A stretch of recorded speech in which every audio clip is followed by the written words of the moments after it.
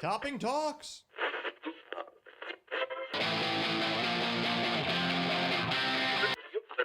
105 hours a week, can't be beat.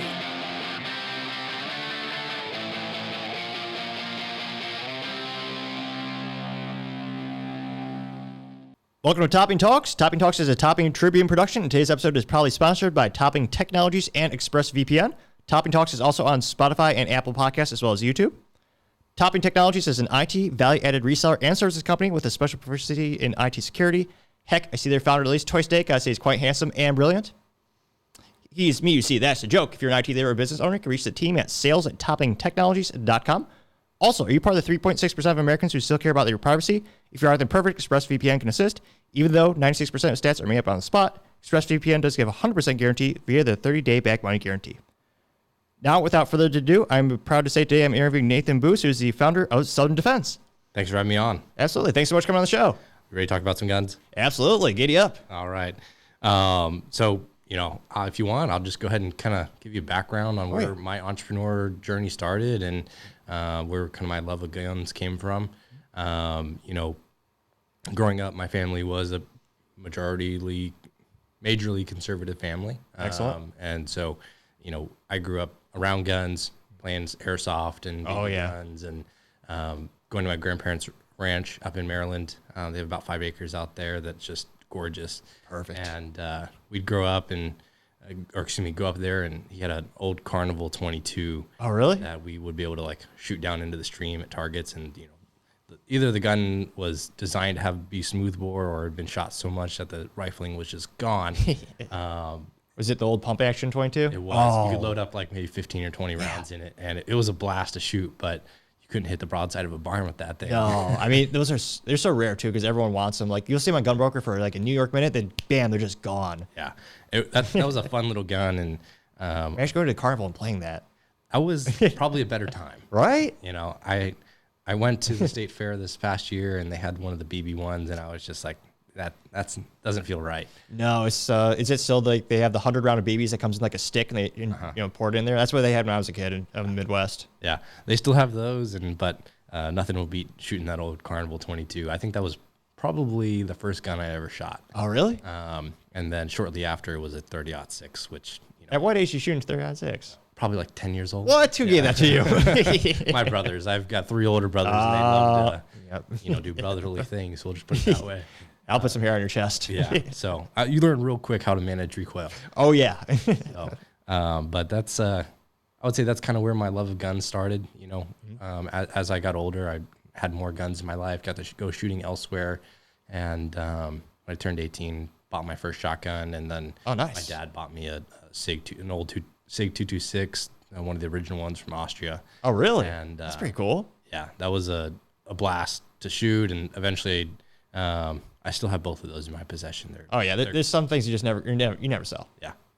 So both of them are great guns. I don't carry either of those regularly anymore, but is it an 870 Express or what kind of shotgun? It was a Remington 870 classic. Bought it on Black Friday for like $200 when I turned 18. Was it hot? Jeez Louise, $200? Yeah, it was one of the doorbusters that they had, and it was my first time ever buying a gun because did you have to get there at 2 a.m. or yeah? Okay, that makes more sense. Okay, we were, I think, 6th and 7th in line. Oh, really? And then because the first 5 people or the first 10 people got put into a drawing for like a hunting package. Oh yeah. And the person in front of us actually won the package, which was kind of a bum. But that was a good time. I don't really go sit out in front of stores for firearms anymore, but we'll get into that a little bit more later. That's kind of how we started our company. But before starting Southern Defense, I worked a lot of oddball jobs. In high school, I owned a landscaping business. Are you serious? Kind of my first. That was my first venture on my own. I can't say that I started it technically. It was handed to me with one lawn. Well, that's basically that's basically starting. You got one lawn. I mean, I knew how to do the work, which was the most important thing. My brother had the company before I. Oh, cool. And he would take me with him just to show me the tricks of the trade, how to do a good job. Basically, from when I started that within, I want to say 3 months, I went from like 1 lawn to like 15 lawns. Serious? And then like That's incredible growth rate. How do you do that? just knocking on doors. People that needed their lawns mowed just knocked on the door and said, "Hey, $25, I'll come back and cut it next week." I love that. So few people have the guts to really do that. It might sound silly for some, but I mean, going door to door sales, that's one of the most challenging things you'll do in your life. Yeah. I've done it a couple times, and you grow some thick skin pretty quick too. You do. You know, I was actually in Boy Scouts growing up. Oh yeah, and likewise. So anyone familiar with Boy Scouts knows that you got to sell the popcorn. Exactly. And our job's hard. The girls have cookies that sell themselves. I mean, Yeah. we got to sell popcorn. That you got takes popcorn, some effort. right? Yeah. And you know, it took some effort to say the least. But I was consistently like in the top 3 of our troop every year selling popcorn, mainly because my mom would make me go door to door. Good.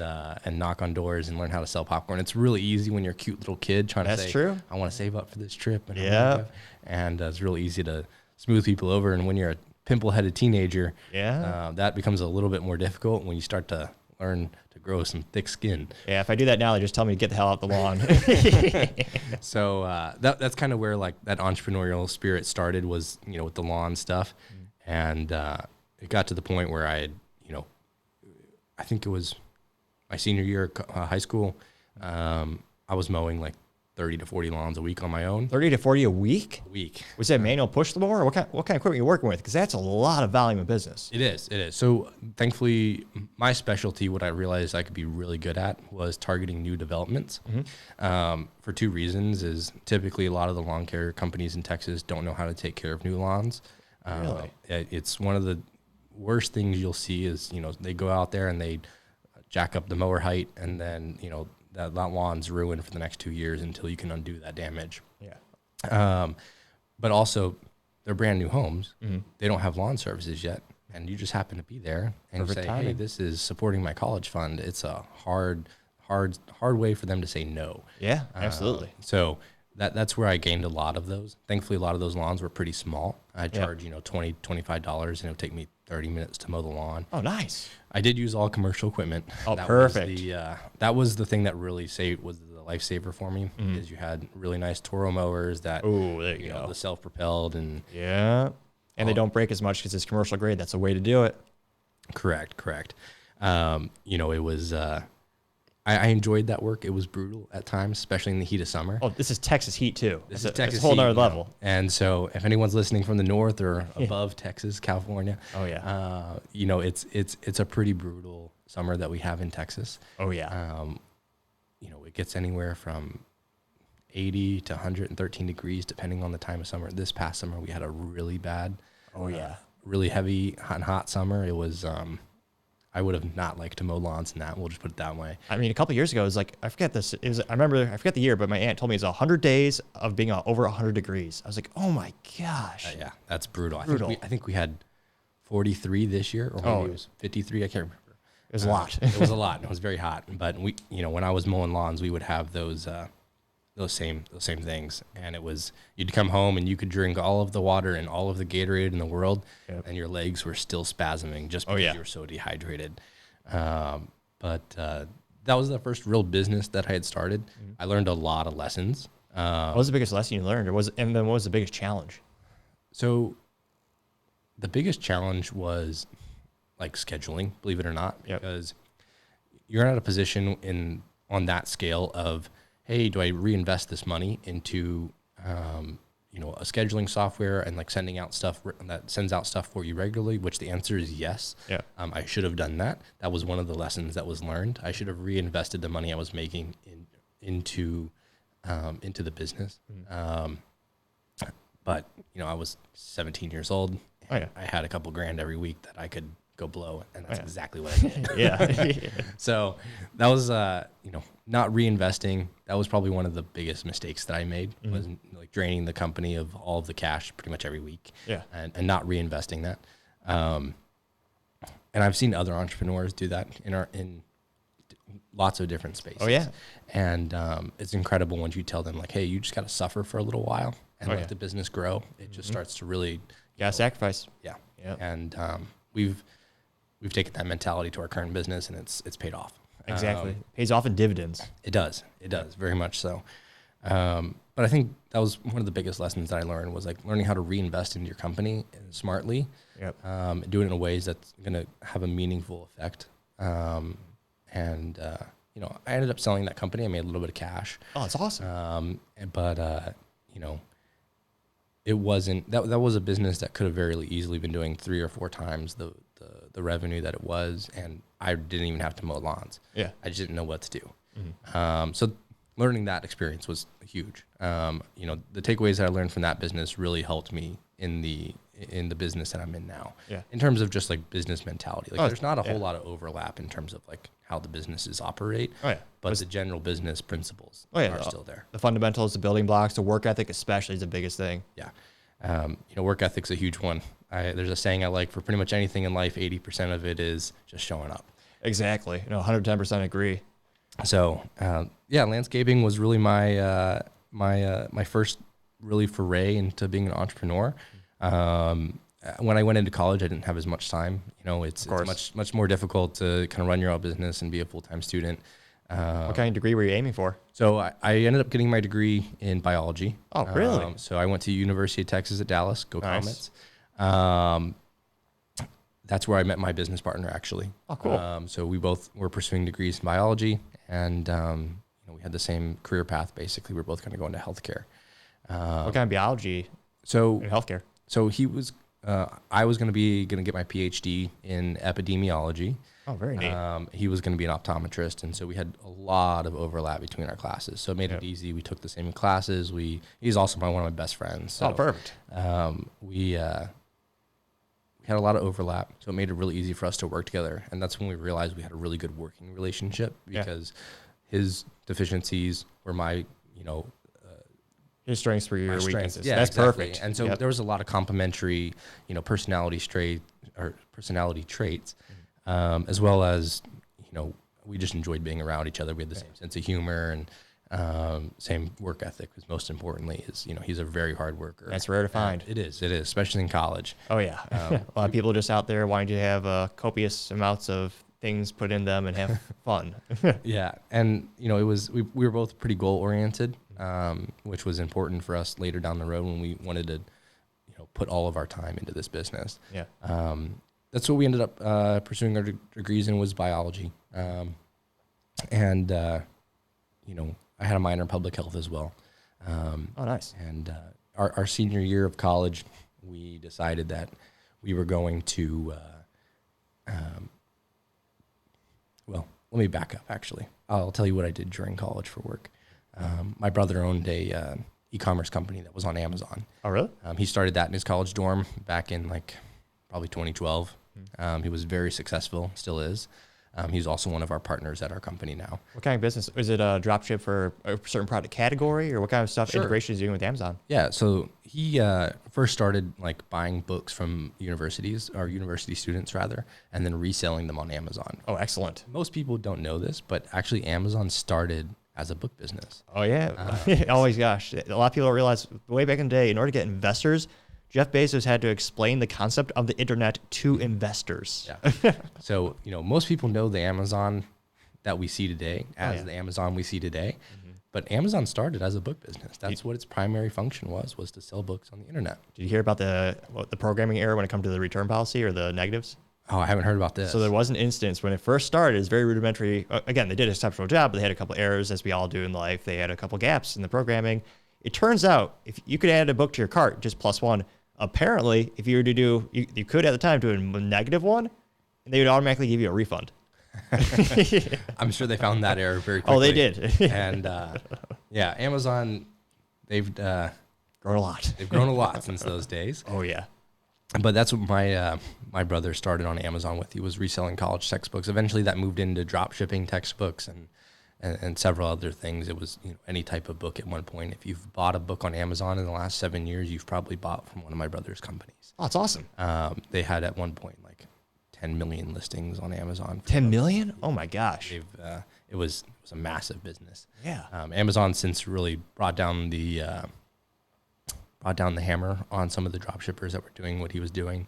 Because they also, a lot of people might not realize this, Amazon also owns printing shops around the U.S. too. So they actually, you might think it's published by someone else, but technically they're even printing their own books at this point. Yeah, Amazon is deep on pretty much everything. Oh, that's true. That they do, they run it. They like to vertically integrate pretty much everything that they sell. They do. It's quite frankly, it's a great business strategy if you can make it work. Oh, it's brilliant. So that's what he started. I worked for him as a project manager for. Well, first I started just packing books in a warehouse. Yep. And I worked my way up as people got let go or they changed jobs. I would be like, I want their job. Excellent. And I would just start doing it and he would pay me more. Perfect. That's the way to do it. So I did that for probably 6 years.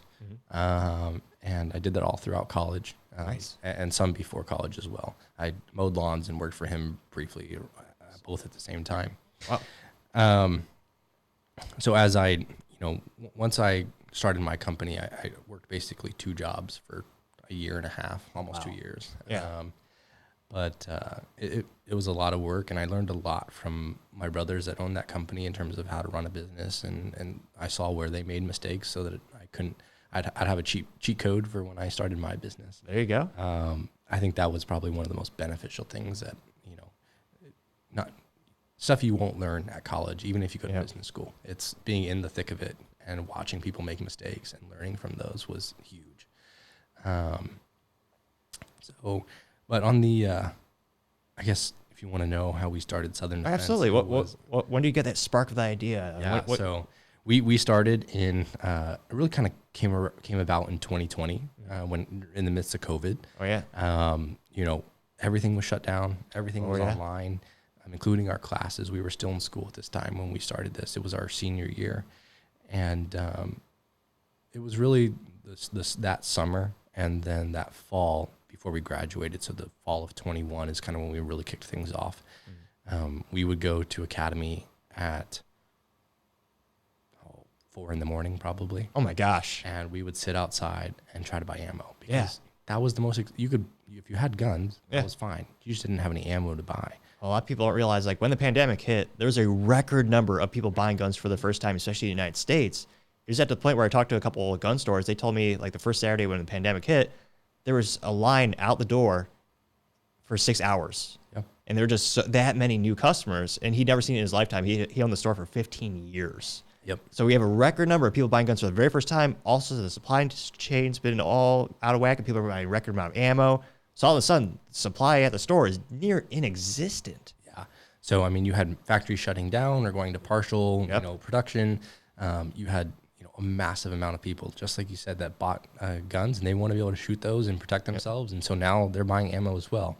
Yep. So we saw ammunition prices like double or triple in some areas, especially for the most popular stuff. Oh, for 5.56 223. So my tech company, we hosted our signature event, which is called Shoot Suppress Security Fairs. Talk about cybersecurity, shoot guns, or suppress. And it was painful to pay the bill, but we had to buy ammo for it because we had enough people register, and we paid was it $1.03 per round of 223. When if people are into guns, that's $1.03 per round compared to average was about 33 cents, maybe 40 cents on a bad day prior to the pandemic. Yeah. It was, the prices during COVID were just astronomical. But if you knew where to go and get it, if you wanted to get in line at 4 a.m. at Academy, you could still get it for like 50 cents a round. Exactly. And I was going to say, cheers to Academy, great Texas-based company. They didn't do any of what some people pejoratively call, jacking up the prices or scalping. And that's a controversy in and of itself, is how do you deal with supply and demand? Because if you don't adjust too much, the competitors, they'll buy it up and then they'll sell to the general public. Yeah. So, Academy was really good about keeping their prices low and keeping them at the suggested MSRP at the time. Yep. But they did start limiting it, a few months after we started buying ammo. But we'd get there at 4 a.m. We'd work on quizzes or assignments or take tests in Excellent. line. It was a lot of early mornings. We'd go Monday, Wednesday, Friday at 4 a.m. And that's when the ammo came in, right? Mm-hmm. Yep. And, we'd be first or second in line pretty much every single day. Oh, my gosh. And we'd go in there with our Academy credit card. We were broke. We were in college. So we had Academy credit cards that we got an extra 5% back on, which is huge. It adds up. It adds up. It adds up quite a bit. We'd go in there. We'd buy as much as they would let us buy. And, we're talking like maybe 3,000 or 4,000 rounds at the time. There you go. We'd flip that on Texas Gun Trader. And over the course of 3 months of doing that, I think we made like $20,000. Holy Moses! And Is that, so if you don't mind me asking, was that revenue or is that profit? that was profit. That's a lot of textbooks right there for Yes, school. Oh yeah. my gosh, that's incredible. We immediately went out and bought a bunch of guns with it. So, Absolutely. that's exactly what we did. Excellent. But we took some of that money. That's what ended up being our kind of like slush fund and start fund for Southern Defense. And we realized pretty close to when we were getting ready to graduate in that fall that we had an opportunity here to really build something. Yeah. We think that, there was, despite the adversity that we were going to face in the next 6 months, a couple years, depending on how the ammo market shifted, it was going to be tough because we thought, we don't know when this is going to recover. We don't know what the path forward looks like, but we think there's a business opportunity here. And so after a few months of flipping ammo, we approached my brother actually, and we said, hey, we have this business idea. We came up with a business plan. Oh, really? Excellent. We mapped it out of how much we were going to need to start the business, where the money was going to go, how we were going to advertise, how we were going to sell the ammo, where we were going to ship it from. And, we were able to get him on board. It took us almost a year from when we officially formed an LLC to when we had our first sale online. Oh, really? That entire year was mainly figuring out, how do we build a website? How do we...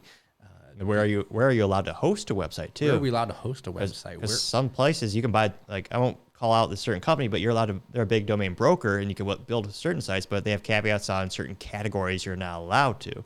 So there's some sites where they'll just either shut you down completely or delist you if you have gun-related products. Right. So that was one of the first major hurdles that we had to overcome, was making sure that we're working with 2A friendly companies. Yep.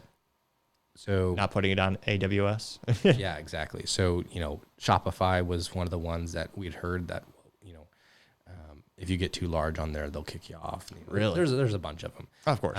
But we were able to find locate one for to host our website, as well as... Was that difficult, or do you find them on forums, or what's the research process like for that? Yeah, you basically just had to look up 2A friendly, website hosts and e-commerce platforms. And there was a couple of them out there. And same thing for credit card processors, as well as, you name it, anything that you had to run in terms of a SaaS product or like a software product.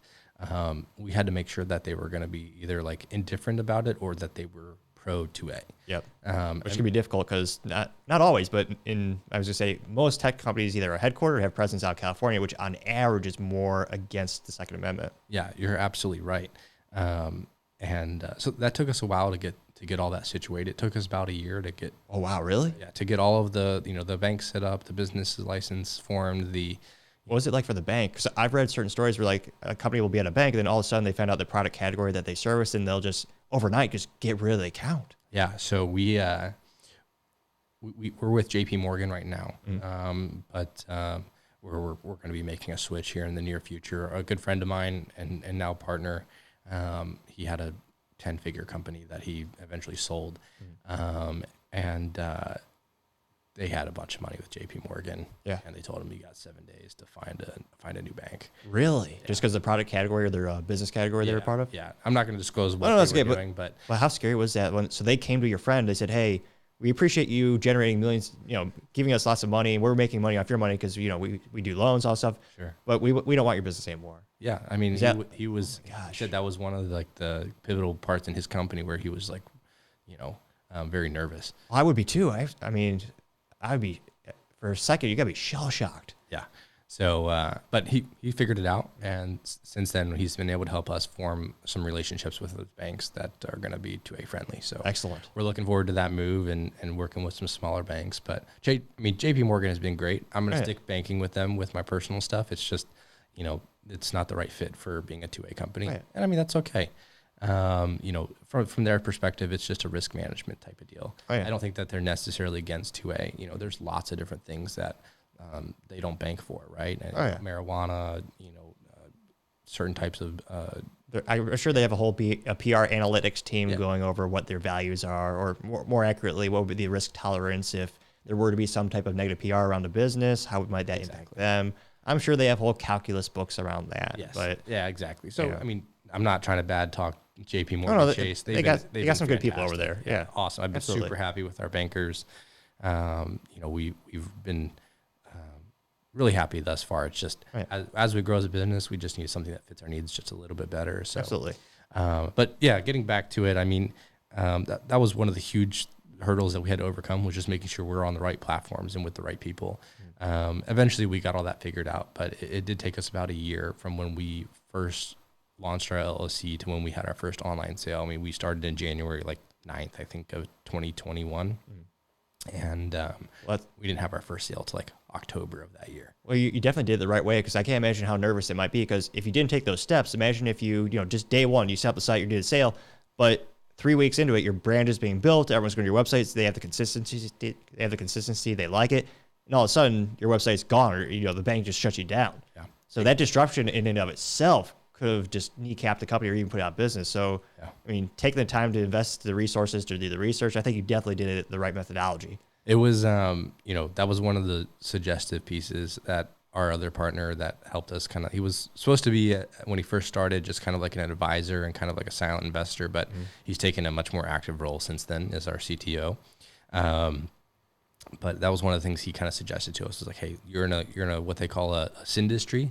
You said sin, right? S-I-N? A syndustry, right? So sex, drugs, marijuana, and guns. There you go. Any of those, and alcohol for that matter. Right. Any of those things that if you're in one of those businesses, you have to like make sure you go to like a high risk a model, right? Where everyone's going to assume that you're a high risk business, and you got to operate within those means, which, is fine. It is what it is. It is what it is. It's part of running a business. So once we got all that figured out, we were able to get our online stuff up and going. We got our advertising going. And then what was that first sale? Do you remember remember the product or what the amount was? And what does it feel like? Do you hand pack it yourself or? Yeah. So I do remember it.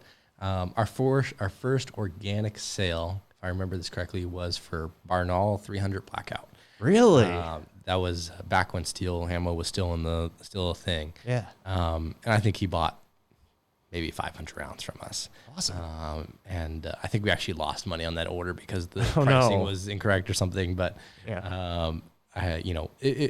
we were listing on AmmoSeek, which is a big aggregator.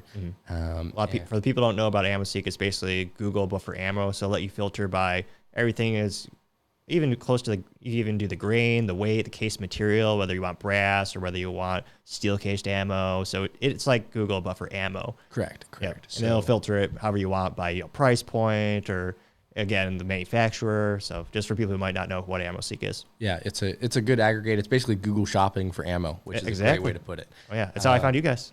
So it's a great resource if you're just trying to get an ammo business going. It's very cutthroat. It's very competitive. Oh yeah. So we had to be very competitive, which was a job in itself. We still have a weekly repricing that happens. That we go through really? all of our products, and we reprice them based around what the movement on AmmoSeek has been. That's one of the hardest product categories because a lot of people view ammunition as a commodity, kind of like servers in technology.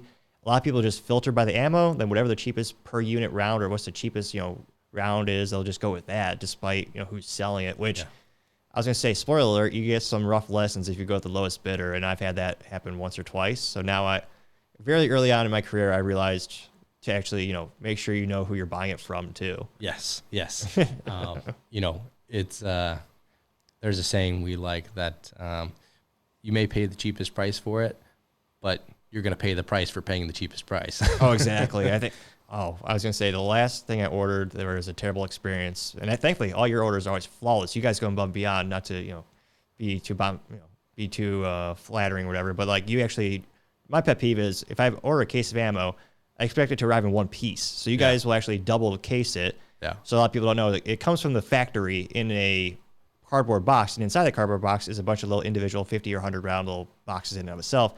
I remember a couple years ago, I ordered something from a competitor of yours, and they shipped me a 1,000-round case of ammo without putting protective packaging around it. By the time it got to my front door, there was such a large gash in the packaging from, again, I'm not going to say who the carrier was, but it wasn't the best postal delivery service, but there's a big chunk taken out. You could see the actual 45 ACP ammo just looking at it on the ground. I'm like, how lazy were they or cheap were they not to put an extra case around this? and to ship it properly or pay for a little extra, special Yeah. handling or something like that. And that's one of the reasons we're like that, and just there's so much uncertainty. It's like I'll never use that company again. Yeah, it's, the shipping part of it was, I remember packing our orders, and that's something we wanted to get right from the get-go. Yep. Because it was like, okay, dealing with the claims process with these carriers Jesus. is a Yep. pain. As you get bigger, it's a little bit easier because you have a little bit more weight to push around towards them. But I mean, we wanted to get it right from the get-go. So we made sure that like all of our orders going out were double checked. They were packed really well. They're overboxed. And then they're getting taped properly as well. Because the last thing we want is something like your experience to happen. Exactly. And like, I'll be amiss if like, that's you're always going to have some orders that just get absolutely destroyed. Oh, yeah. And there's nothing you can do about it. But we're going to do our part to make sure that it wasn't our fault. Exactly. We've had packages run over by forklifts. We've had them dropped off trailers. I mean, you name it, right? Yeah. I'm sure we've all seen videos of how certain postal employees treat packages, but we do our best to make sure it's going to survive that when we ship it. And one of the biggest issues with shipping too, and I blame Amazon for this, Americans have become so price sensitive.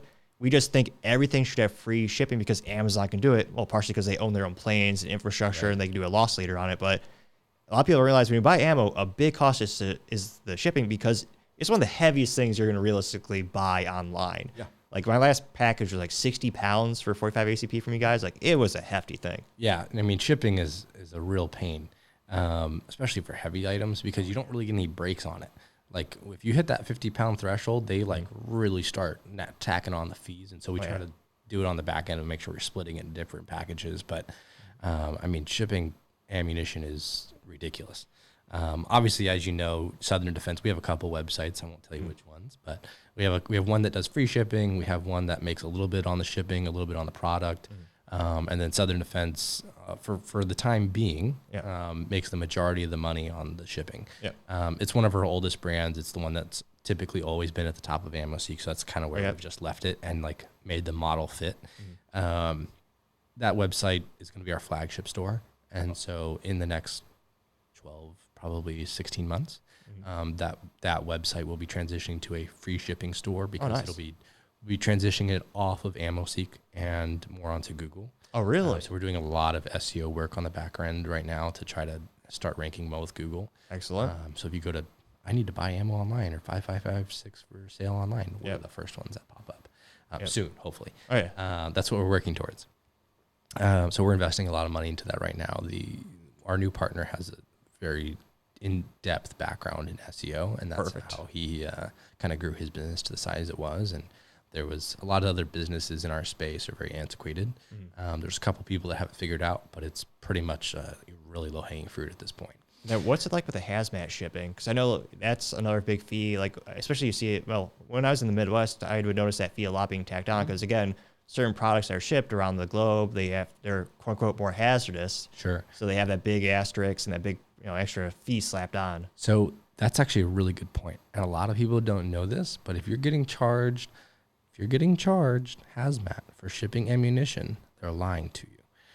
Ammunition no longer, as of like 2018, no longer needs to be shipped as hazmat product. Really? It only needs to be shipped as limited quantity, which doesn't require any extra paperwork. If you're ordering primers or smokeless powder, that still does need to be shipped via hazmat. But the complete cartridge is not. Correct. Really? They deem it more stable than the individual components, which it kind of makes sense because it's not by itself, right? Yep. But that has taken a lot of the cost out of the shipping, thankfully. Excellent. So that was a recent rule of like 2018 or 2019, I think, is when that went into effect with the Department of Transportation. So good gun law. We need to frame this or write it down. That's pretty rare. Yeah, it's pretty rare that we get something like that passed. That was a huge win for a lot of people that was ordering ammunition online. Oh, yeah. It was really hurting the e-commerce experience because, again, one of the biggest benefits of going to the stores, I mean, it used to be you didn't have to worry about that fee. The downside of the stores back then is you had to pay sales tax. And you know, back in the day, the internet was newer. Congress didn't know what the hell it was. So there's at the time, online tax. Now, fortunately, tax everything. So now it is, at least in Texas, subject to an 8.25% sales tax. But which is one of the higher ones out there. And there's, if you're up to date on your tax law, which we are, We have to be very compliant. How does that? So do you sell across other states as well? And we sell? Oh, you do? All, Oh my gosh! Across all the U.S. And so back in 2020, I think you had Wayfair v. Virginia, or maybe it was like New Jersey. I can't remember which, but it was basically, or North Dakota. That's what it was. North Dakota v. Wayfair. And basically what the suit is that since Wayfair had an economic nexus, they established an economic nexus in all of these other states, that these states, they must collect and remit sales tax in those states where they're selling over a certain amount. Unfortunately, North Dakota won that case, and that is now the case, because before that case, you only had to charge sales tax in the state where you resided or you had your main nexus or warehouse at. So if you cross over a certain threshold, I think in Texas and most states, it's like $200,000. So if you do over more than $200,000 in a state, then you have to collect and remit sales tax. And a lot of people will be like, oh, why can't you just do a free tax day? It's like, why do you care so much? It's like the legal burden of the tax is on the seller. The buyer doesn't have to worry about that, but that legal burden is all on you. So you have to be extra paranoid and careful when it comes to those types of things. Because they'll get you. Oh, they always win. The tax man always comes for his piece. Oh, exactly. What's it like navigating all 50 states? My tech company, we've done that with a couple states as well. And you do have to be very careful because there's so many nuances. It's an ongoing problem. Yeah. And something we're working to fix. Thankfully, we haven't established a nexus in every single state yet, but I think probably this year we will be. Because then all of a sudden, a lot of people don't realize, like, most Americans will pay their taxes once a year if they are maybe quarterly if they have their own, little small LLC. But you get to a certain point in tax revenue, like you have to pay it every month. Yeah. And then you have to go down the line, search the counties and all the entities the money goes towards. Like if you sell something to Dallas, like, oh yeah, you also have to send me to the DART, the Dallas, the Transit Authority? Yeah. So it's like, oh yeah, you have to put the money in that line item because it's a rudimentary website, but it works. But you get each line item, it's time consuming and it's stressful because again, the legal burden is on you. It is, and if you screw it up, they're coming for you. Yeah, they're not very forgiving. No, they're not. But that's been a huge problem that we've been trying to solve internally of how do we address that? How do we make sure we're fully compliant? And then how do we actually remit this, keep track of it and remit it? And that's the big thing is when you're dealing with all of these nuances and for example, like Delaware, they have a sales tax of 6%, I think, but on guns and ammo, they don't. There's no sales tax on it. So how do you track something like that? Really? Yeah. So then you have to make sure you're selling a specific category. If it's an accessory, then you do have to do it. There's levels to it. And then what's it like selling in California? Because I know they had some recent e-commerce change and ammo purchase laws that went into place within maybe about 6 months, I think. Yeah. So there's two major things that are happening in California right now. One of them was kind of just an ongoing case between the Attorney General and some entity or something. Some entity. Yeah. And so for a short period, at the beginning of this month in February 2024, the California background checks were overturned and you no longer had to get a background check to have ammunition shipped to California. Because typically how it would work is you had to have it shipped to an FFL or a gun shop and you would drive to there and you'd pick up your ammunition. You'd have to do a background check. For ammo, which is ridiculous. Oh, it's, And it's not even a federal background check. It's not even using the same system that you It doesn't use the NICS system? No, it uses their own database, which is crazy. I'm sure their database is great. Yes. But that was overturned. And for about 4 or 5 days, there was basically a freedom week where everyone in California could have ammunition shipped directly to their house. Excellent. Our sales took about a 5x jump. Really? For that entire week. Oh my gosh. It was insane. Our warehouse is still recovering from it a few days later. We're getting out as many orders as we can every day. But so that was the first big piece of California news recently. Because a lot of people, just a quick note on that, if you're an international listener or viewer, most states you do not need an extra background check or anything. You just need to be 18 or older to purchase ammunition. I remember I grew up in the Midwest, or I joke the Soviet Union of Illinois. There's at the time 2 states where you had to have an extra ID or FOID card, Correct. Which was, again, I think just to discourage gun ownership because it's the same database background check and they just wanted a fee. But in order to buy ammo, you had to present an ID or that special ID for it. That's still the case. Oh, actually. Illinois. But most of the states, you do not need that. You just need to be of age and you need to buy the ammo because again, it's just ammo. Yeah, and I think there's only 7 or 8 states out of the the continental U.S. that require an additional step to buy ammo. Yeah. If you live in Texas right now, God you bless. order from our website, it shows up your door pretty much the next day. Well, I can vouch for it. It does. Yeah. So, you know, that's typically speaking, it's a very simple process. Now in California, the major thing that, on the background checks, the case got sent to the Ninth Circuit. They put a stay on it. So now we're waiting for the Supreme Court to never touch it in, you know, maybe 7 years, if we're lucky. They get backlogged. Yeah. And, but the major piece was, they're going to start taxing. They're on top of their like 8.5% tax that they already have. They're tacking on another 11.25% on ammunition coming into the state. 11.25? I believe so. It was either 11.5 or 11.25. It's double digits, whatever it is. Yes, Yeah. it's ridiculous. And so, you know, that's just to further discourage. Is that per round or per the, or I guess for it the matters. whole order, yeah. Oh my gosh. So it's a ridiculous law. And, you know, It sounds unconstitutional to me. yeah, it is. And Like, why is there sales tax for guns and ammo again? I mean, it's a right. And I understand it is a huge economic incentive for all these states. I mean, we know they're making a lot of money from it, but still. Yeah. I mean, you know, we can get into the politics of that, but it's like, man, it's really sad to see that, because it's like, you know, they'll pass something that makes it unconstitutional, and people will live with it for so long, but it takes so incredibly long to get your rights back. Always, every single time. That's how it is always. Absolutely. But you know, we'll work around it, and we will do our best to provide as cheap ammo as we can get. Because is it still the same methodology for shipping there? Like, it's just a little bit more expensive because it's further, but yeah. I mean, it's still got to go to an FFL until the Supreme Court hears that case. But until then, it's a pretty simple process. We have it streamlined on our website probably in the next 6 months of, you know, basically if you exist in California or New York, you have to have it shipped to an FFL. Really? You'll be able to just select one from a list and you'll be all good to go. So now you don't, so in California for now, again, it could change in a New York minute, but for now you don't need the background check, but it still needs to go in FFL. No, you do need a both? background check and an FFL. That for the 4 or 5 days that you could have shipped it directly to your house. Okay, I see what you're saying. It was the stay was put on that piece of that case. Okay. Or on the ruling rather. And so now the Supreme Court's got to hear it, and I'm sure that's not great for the customers for a myriad of reasons, not just constitutionality, but in terms of, I'm guessing the FFLs don't want to do that for free. No, you have to pay an extra $20 or $25, and it's, you know, which I understand, it's a business, they need to make a profit. They're taking on a burden of handling something, but it's also just shipping it. Yeah. It doesn't it make becomes anyone very happy. cost prohibitive very quickly. Yeah, especially when people are trying. I mean, ammunition, again, people don't want, unless you're a super high competitive shooter, they usually want a more economic price point per round. Right. Yeah. We're going to work our best to make sure that we can still get cheap ammo to California, but there's only so much you can do before you get priced out of the market, basically. Yeah. You know, we'll see what happens. Maybe we get lucky and the Supreme Court hears this case sooner than later. And, you know, I'm hoping if the Supreme Court hears this case, and it'll open up New York and California at the same time. That'd be nice.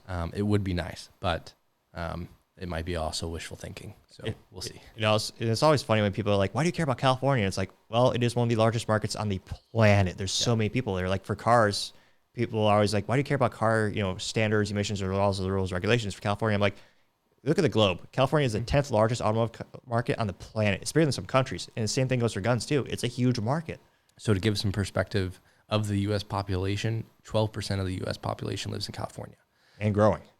Yeah. And so, I mean, think about it's pretty much a boost of 12% of your sales overnight. Exactly. Right, if you open that up. It's a huge compelling reason to do business there. And then again, there are people there who like guns too. Oh, absolutely. There's tons of freedom-loving Americans in California. They're just stuck there. They can't get out. And ironically, there are some of the best products made there you can't own there, such as Surefire suppressors. One of the best products out there yet. They're manufactured in California, yet they can't own them. It's one of 8 states in the United States that you cannot own a suppressor as a civilian. Yeah. 42 others you are, with the proper paperwork, NFA tax stamp, and all that kind of stuff. Yeah, it's pretty ridiculous, but we do our best to accommodate. Yep. And that's a pillar of our business, is that outside of it just being straight up illegal to ship ammunition to a state, we're going to take whatever steps we need to make sure we can still ship there. Perhaps ADHD question. Have you ever sold anything to Alaska, or what's the farthest sale? So that one's a little bit difficult, because anything going to Alaska has to go air. And unless you're shipping like a pallet of ammo, it's much harder to ship it air, because it's very expensive and most carriers won't take it. Maybe a silly question, but in terms of commerce and transit, would there be a way to do ground, but then it would have to go to go through has to Canada, it has or to- how would that work legally? Yeah, so you can't take ammo through Canada. Then you Really? get into the import-export stuff. So basically what has to happen is it has to get loaded onto a barge. And the barge, technically, since it's, that international waters or something along those lines, it can go on a barge and go up there. Really? Yeah. So we have some people that will buy it and then ship it to like a freight forwarder in like Washington, Oregon. Okay. And then they'll put it on a barge and ship it up to Alaska. Really? We get calls from every once in a while from people like, hey, I need a specific hunting round or something like that. And they'll buy 3,000 or 4,000 rounds of that because all of their friends shoot that exact same round, and they're doing just one big purchase to get it up there. Because it is, Makes sense. I mean, it adds probably 30% of the cost. 30%? Yeah, it's Gosh. ridiculous. Because the shipping itself, and then the guy that's going to be transporting it for you, it's It adds expensive. It adds up quickly. Oh my gosh. So we do our best to help those people out, but we can't ship directly to. That's a carrier restriction for us. It's not something that we can. If there was a ground route, we would ship there. Yeah. But out of curiosity, is it kind of the same in Hawaii, or how's it work in that case? Same thing. Really? If you want to ship there, it's got to go on a boat because air shipments won't take ammunition. Will the air shipments not take it because of cost or liability or Both. just policy? Okay. I'm assuming all three. Actually. Yeah. It's they don't disclose why they don't take it. They just say they don't. But they just say somewhere in the fine print, it's a part of our policy or something like that. Yeah. So, but who dictates those policies, right? So Exactly. If I had to imagine, it's probably a risk thing for them. Because you never know what kind of ammunition is getting loaded, et cetera. But it's always a risk when it comes to like custom loads or not to be pejorative about smaller startup ammo companies, but that's kind of sometimes the suspicion of some folks is, there's always that concern of, is it a hot load, or for people who aren't into guns, is there too much powder in it that it could make it a dangerous thing to shoot? Yeah. Or if it were to, something were to puncture a box and a primer, if that shoots off in the box, like, do you have a sitting bomb essentially? Right? Exactly. Yeah. And that's what you don't want. So it's, for them, I'm sure it's just a risk thing, but unfortunately we cannot ship to Alaska currently. Maybe in the future there's a business opportunity to establish a regular flow of ammunition there, but as of right now, it's tough. And out of curiosity, just kind of on that kind of ADHD, road or thought map, have you ever thought about going international, or is that something you might want to do someday with international sales? Sure. So, there's not a whole lot of sales to be had internationally, but we are importing ammunition from Eastern European countries, Turkey, Bosnia. I'm trying to think of some of the other ones. Al Jazeera, I think, is one of them. We got some 7.62 coming from there, but excellent. Import ammunition is a huge part of the U.S. market because that's going to be your better price point. Oh yeah, because there's not as many restrictions over there. Typically, depending on the factory that you're getting it from, it's good ammunition. Oh yeah. I've never had an issue with PMC. They're out of South Korea. Yeah. PMC is a great imported one, but you've got Magtech, Cellular Bellet, PMC, all Norma, Fiocchi. Yeah. So Norma and Fiocchi both have plants in the U.S. now. Yeah. But even their imported stuff is fantastic, right? But a lot of stuff we import currently is like Igman, ZSR, BPS. What are some of the other ones? ATS, and a lot of those Turkish and Bosnian manufacturers that some people are a little afraid to, shoot their ammunition, but we don't have any issue running them through all of our machine guns. It's good stuff. Well, if it could go through a machine gun, it could go through anything. Yeah, exactly. So what was it like getting the kind of like a legal perspective? Because I know I just can't go on computer and import ammo. What was it like getting those different legal paperwork? So you can actually just go on the computer and import ammo. Oh, really? I was wrong. All you have to do is actually get an import license from the ATF. So it takes a little bit of work, but it's $150, I think. That's not too prohibitive. Okay. Yeah, you fill out a piece of paper, you do some fingerprint cards. It's similar to buying a suppressor. Yep. It's a similar process. You send it in, someone will come out and interview you. And then you basically get your license, and then you have to register with like one or two more agencies in the U.S. That controls like flow of that kind of stuff. So was the first paperwork with your FFL? Correct. Yep. Our business license was first, and LLC. Then we did our first FFL was our '07, so our manufacturers of firearms. Oh, really? You got a manufacturer's license first? Yeah, that was our first one, and then we got an SOT, a special occupational taxpayer stamp. The fun one. The fun one, so we can own and deal a lot of NFA items, which is like machine guns, suppressors, short barrel rifles. So for folks not aware, the NFA or National Firearms Act was passed in 1934, and that regulates the sale and ownership of things like short-barreled rifles, short-barreled shotguns, suppressors, machine guns, and then later in 1960, I think it was 8, they passed it, so it also covered destructive devices, things like RPGs. Yeah. So you can, if your state allows it, own it, but you have to pay the $200 tax stamp, which thank God that was not adjusted for inflation, because $200 in 1934, it's like $4,000 now. Yeah. But yeah, with the proper paperwork, people could own it. But that means for machine guns, if you want a machine gun as a civilian in the U.S., and majority of states allow it, it has to be manufactured as well as registered before 1986. Correct. Now that means there's a very limited supply of those, so they're very, very expensive. So $1,000 full auto AR-15 should be full auto for that much. If you want one that's transferable, it's going to be around $30,000 to $40,000 to $50,000. So it's a great investment. It is. There's no more coming onto the market. Well, who knows? Maybe I'm just hopeful of bliss or foolish optimistic, but maybe the Supreme Court will overturn that, because when they passed the law, they said at the time they agreed it was unconstitutional, which is why they said we're going to treat it as a tax. Yeah. Which, so technically, I don't know. We'll see. I think that one is set in stone. I would love to see that overturned. Yeah. Mainly just because like Freedom. Machine guns are fun, but they're not that all useful. But suppressors, on the other hand, Oh yeah. I mean, I don't shoot unsuppressed at this point, unless it's Oh, like yeah. Same. you know, it's just not More enjoyable. Yeah, it's more enjoyable to shoot suppressed. You know, you don't leave the range with a headache. Yep. Less recoil. You're more accurate shooting it. It's a much more pleasant and overall better experience. So, I don't know if we'll ever see that repealed, but you know, We got close to the Suppressor Act. I forget the nuance or the specific piece of legislation, but it was presented a couple years back. It didn't get passed. well, you know, we've seen a couple of those come and go. Hopefully here in Texas, we'll have. So Texas, I mean, again, this is not legal advice, but Texas has said you can make it a suppressor for yourself, and Texas will not charge you. However, the ATF and the federal government can and will. Yep. And they have. Yeah, exactly. Yeah, So to legally, if you want to buy a suppressor, go to a gun store. They'll tell you how to do it properly. But short answer is, you do a passport photo, you get your fingerprints taken, you set up a trust or paperwork, pay a $200 tax stamp to the U.S. Treasury Department. The application usually takes around 6 to 9 months, something like that. And you can own a suppressor in 42 states. I always try to get that message out there, because a lot of people don't realize how it is legal, it is fun, and it makes shooting a lot more. Yeah, it's great. Yeah. It's similar process to getting an FFL. Exactly. And so, we got that one. It was pretty easy. And Really? Then we realized. What was it? Just because there's so much, a lot of gun folks are intimidated by, again, because the laws, if you don't follow them properly, there are detrimental side effects and consequences. So for the FFL, did you set up a store physically somewhere else? Because I know some folks are concerned if they set up an FFL and they register a business at their home, they're giving the ATF permission to come and search their home at any time. And then same thing with SOT. I believe you have to have a special save. Yeah. So what were the processes like, and what was it realistically like in those regards? So, we had an office at this point. Oh, and perfect. so when we did this, it was, we registered as our business address. And the ATF did come to our business. They looked at it.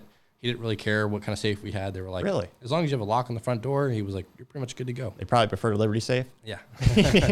But our ATF agent, it's, you know who you are. You're a great guy.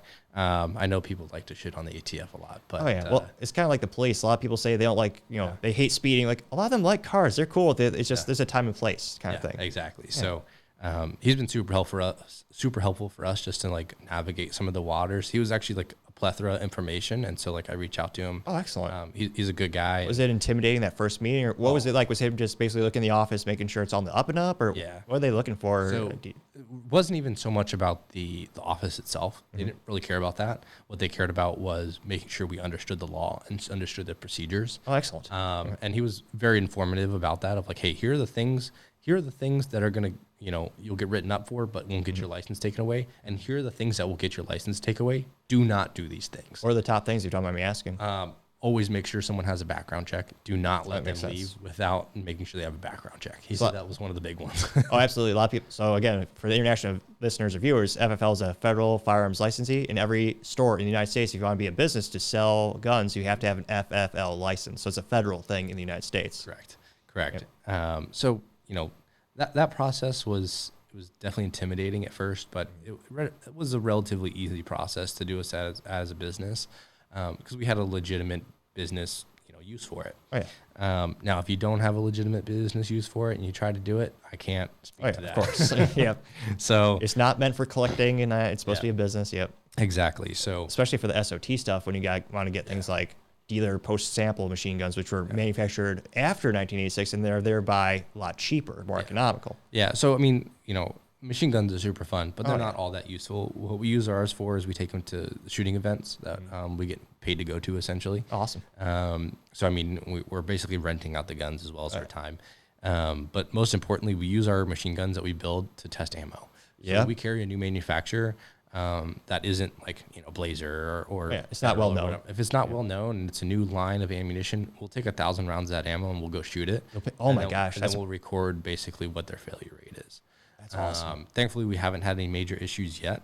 There was a couple times where we've shot ammunition that ended up getting recalled. But thankful we were able to catch that before, we ordered a whole container of it. Excellent. So, and what was it like getting the SOT tax? That's on top of it. That's even easier. That's a one-page sheet that you include a check with, and then you mail it off, and then July 1st of that year, you'll get a message in the mail that says, "Congrats, you can now own these items without being a felon." That's awesome. So that part was super easy. Especially with the machine guns, a lot of people realize if you want to, I can't imagine testing 1,000 rounds with a semi-auto. That'd be a workout for your finger. We did that originally. Oh my gosh, no, really? Oh, dude, we had 3 ARs going down at the same time. We spent probably like 5 hours loading mags. Which it's really fun to do that for like a mag or two, but then if you're shooting hours with semi-auto, that gets pretty tiring pretty quick. It's very tiring, and we did it both for their pistol and a rifle line. So oh my gosh, I can tell you, like, my hand was like swollen by the time I got done shooting 1,000 rounds of pistol. Oh, I believe it. I don't think I even shot 1,000 rounds myself. It was maybe like 400 or 500, but it was a lot. And you have to test it because it's one of the few categories that we have in modern society where Americans have no tolerance for anything to go wrong with guns or ammo. Like everything else, like people understand their computer's going to crash and break, crap the bed a couple times a year, but like with guns and ammo, there's just no tolerance for having something go wrong or having malfunction. Like if there's one ammo that goes bad or misfire or the primer doesn't go off, you get irate. Oh, I can't tell you how many emails we've gotten from customers that are like, "Oh, I just shot 2,000 rounds and I had three dead primers," and I was like, "Okay." That's it? I was like, "That's pretty good." Yeah. Like, do you want me to get the calculator out? Be like, I like how they tell you that after they use the ammo too. It's like, "Oh yeah, I used 2,000 rounds." And I was like, "Well, do you want a refund for those 3 rounds, or what do you want us to do?" Yeah. And it's like that's within it sucks if it's competition and that happens, but ultimately that's within the normal. Like we've never had any type of ammunition except one time, which is the one that I just mentioned, where we've had stuff that was catastrophically wrong with it. And thankfully, the manufacturer sorted out that ammunition and they're good to go. I'm not going to name names, but if you've bought 9mm online in the last 2 years, you probably know who it is. Yeah. We'll just put it that way. But I mean, they got it sorted out, and I mean, we just want to test it to make sure we've done our due diligence of like when someone says, "Hey, is XYZ brand good?" I can say, "Hey, we went and shot 1,000 rounds of this through our machine gun, both their pistol and their rifle ammo, and this was the result." Right? I can't guarantee that for every person because there's variance in lots and stuff like that. Yeah. But I can. If we had major issues, we wouldn't carry the ammo to begin with. Right. Because no one wants to deal with returns. It's expensive, costly, and not good for brand recognition. Exactly. So, I think that's one of the big things is we have the machine guns just for literally testing purposes of like, we want to make sure that we can test a lot of ammunition efficiently and without like destroying our fingers. Yeah, it's time and money too. I mean, it is. One of the fastest way to test that ammo, put it in a machine. So what kind of machine guns you got in your armory? So right now we have, and I should have brought it with me, I have an MP5 SD. Oh, really? An original HK one. We just upgraded that one with a B&T suppressor. Oh, nice. Shout out to B&T for hooking that up. Very nice. I really want a B&T APC 9. We're going to rent one for our shoot. We're actually doing a shoot. We're doing, instead of the shoot suppress security fears, do a shoot full out suppress security fears. So we're renting from Rifle Gear one of the B&T APC 9. I've never shot one until I did one for marketing. That's one of the smoothest guns I ever shot. Oh, dude. If you think that's smooth, you should shoot an MP5 SD. It's about 50% better. Oh, I believe it. I shot one of those a couple years ago. The MP5 is the best thing HK's ever made, bar none. Yeah, it's a great gun. That was my grail gun. Yeah. When I got the opportunity to buy that, that was that was an incredible purchase. Because again, if I want to buy one as an individual civilian in Texas, I can. However, because that law had to be manufactured before 1986 and registered with the U.S. government, that means those are selling for about $50,000 to $66,000 for transferable MP5 right now. Yeah, they're ridiculously expensive. Thankfully, we didn't pay that much. Yeah, we still paid a couple of grand for it. Because yours is called a, what is the category again? Post dealer sample. Yes, it's a post dealer sample, but which means it was manufactured post 1986 and is for dealer sample. Correct. The guy that we bought it from imported it directly from HK in 2000. Oh, serious? And it was manufactured in 1996, the same year I was born. Nice. So it just lined up perfectly. It wasn't a kit build; it was an original, which is what I wanted. Those are so hard to find. It was an incredible find. It's an incredible gun. It has safe, semi, 3-round burst, and full auto on that trigger pack, which is awesome. And then it's got a serialized. The suppressor on it is matched to the receiver. Oh, really? So yeah, it's that's even rare. Yeah. So we got a great deal on it, and that's probably one of my favorite one in our inventory. We have one M4 that's full auto, where we have 3 more I think that we're gonna make. Excellent. We have an M240 Bravo. Oh, really? Yeah, that one is just an incredible gun to shoot. I think Americans might know it from the Rambo film or the original one, right? Yeah, exactly. So that is a piece of military grade machinery right there. Those are, I'm not gonna lie, I've looked at them on Gunbroker, and like every couple of years one will come up that's transferable. Yeah. And because of the nuances we just noted earlier, they're asking like $200,000+ for transferable. Like, it's crazy. Great investment. If you could have got in on the ground floor like in 1984, like register, like you could see all the writing on the wall, just buy as much as possible and register them all. Like right before that law passed in 1986, you're set for life. Yeah. No, I mean, it'd be cool to own one of those. It's just much cheaper to get an FFL. Exactly. Do a couple transfers at your kitchen counter.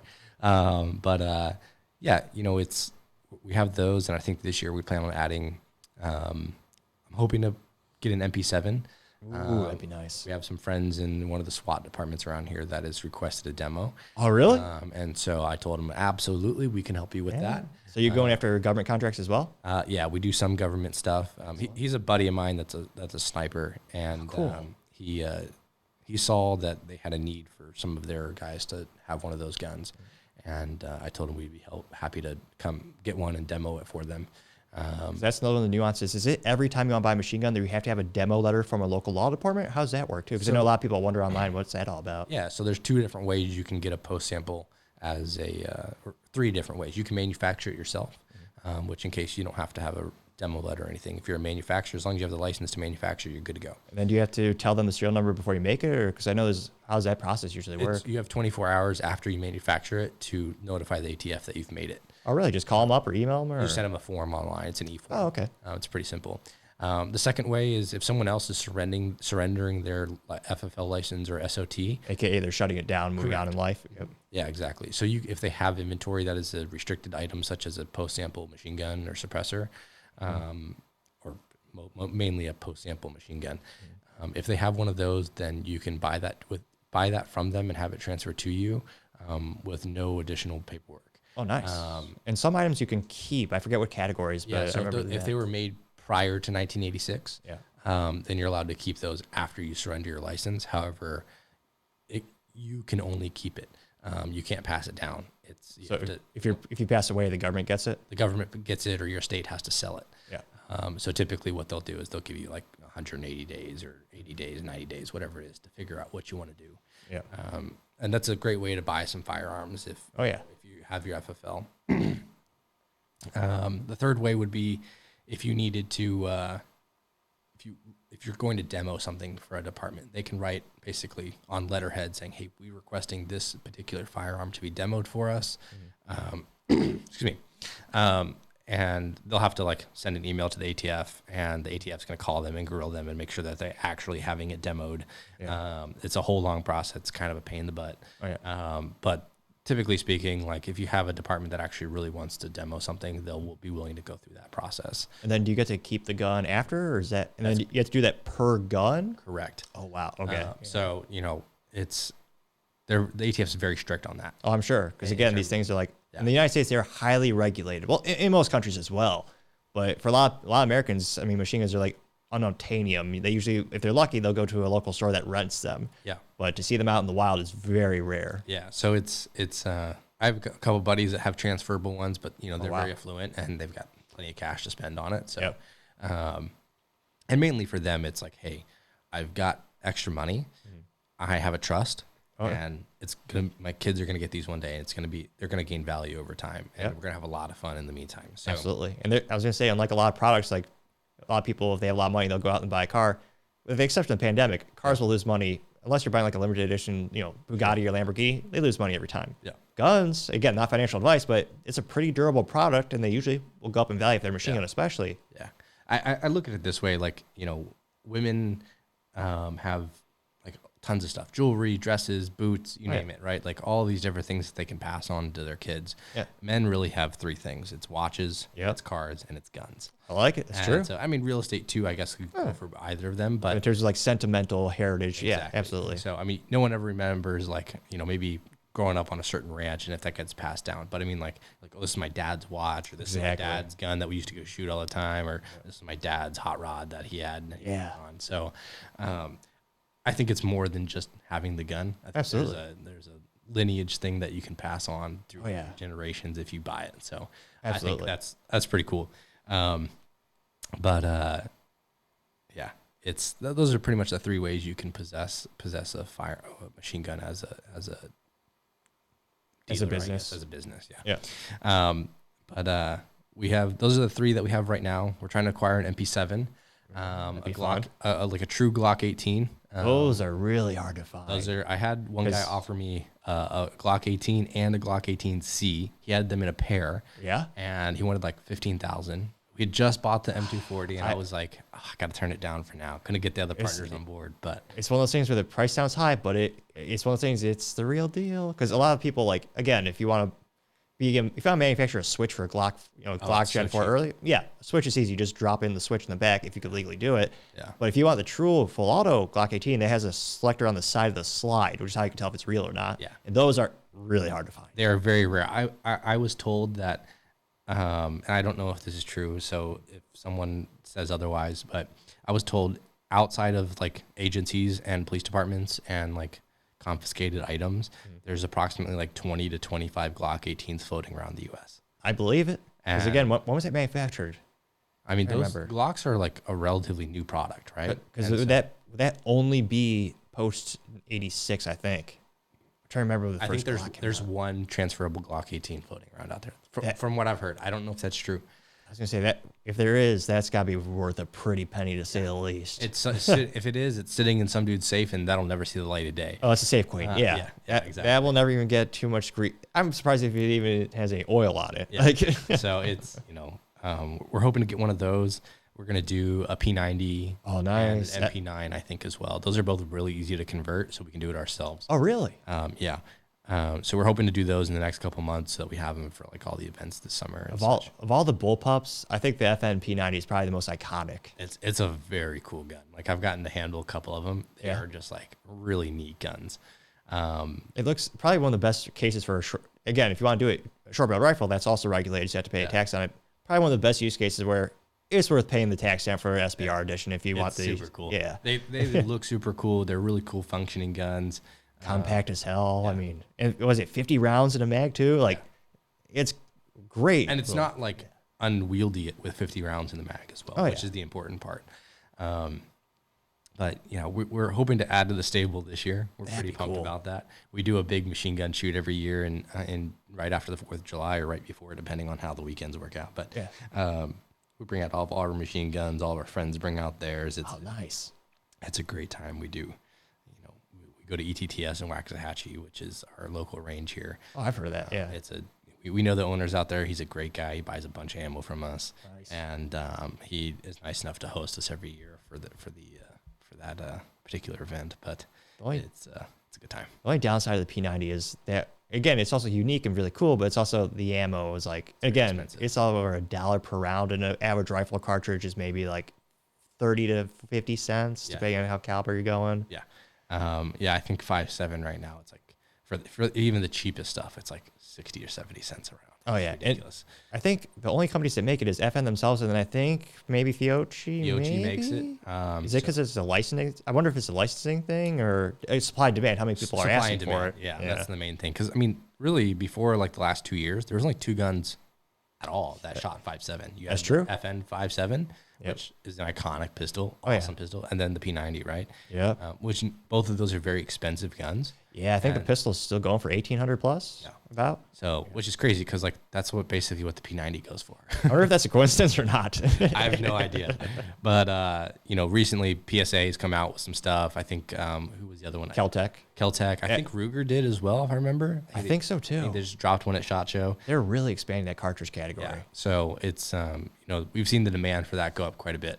Yeah. And as these manufacturers start making more ammo, the price will fall on it. But still very expensive to shoot right now. Oh yeah. But nevertheless, it's always worth burning down a couple of mags in full auto. Oh, absolutely. What's the recoil like? Is it comparable with a 5.56? Or? Oh, I mean, it's like, I would say it's a little bit, it's comparable to like a 9mm. That's what the goal was, right? Really? But the thump that you get with 9mm on like, let's say an MP5 is a little heavier than what you get on like a P90. It's a little bit sharper on a P90, but it's not, it's like shooting a pellet gun. It's incredible. It's so easy to shoot.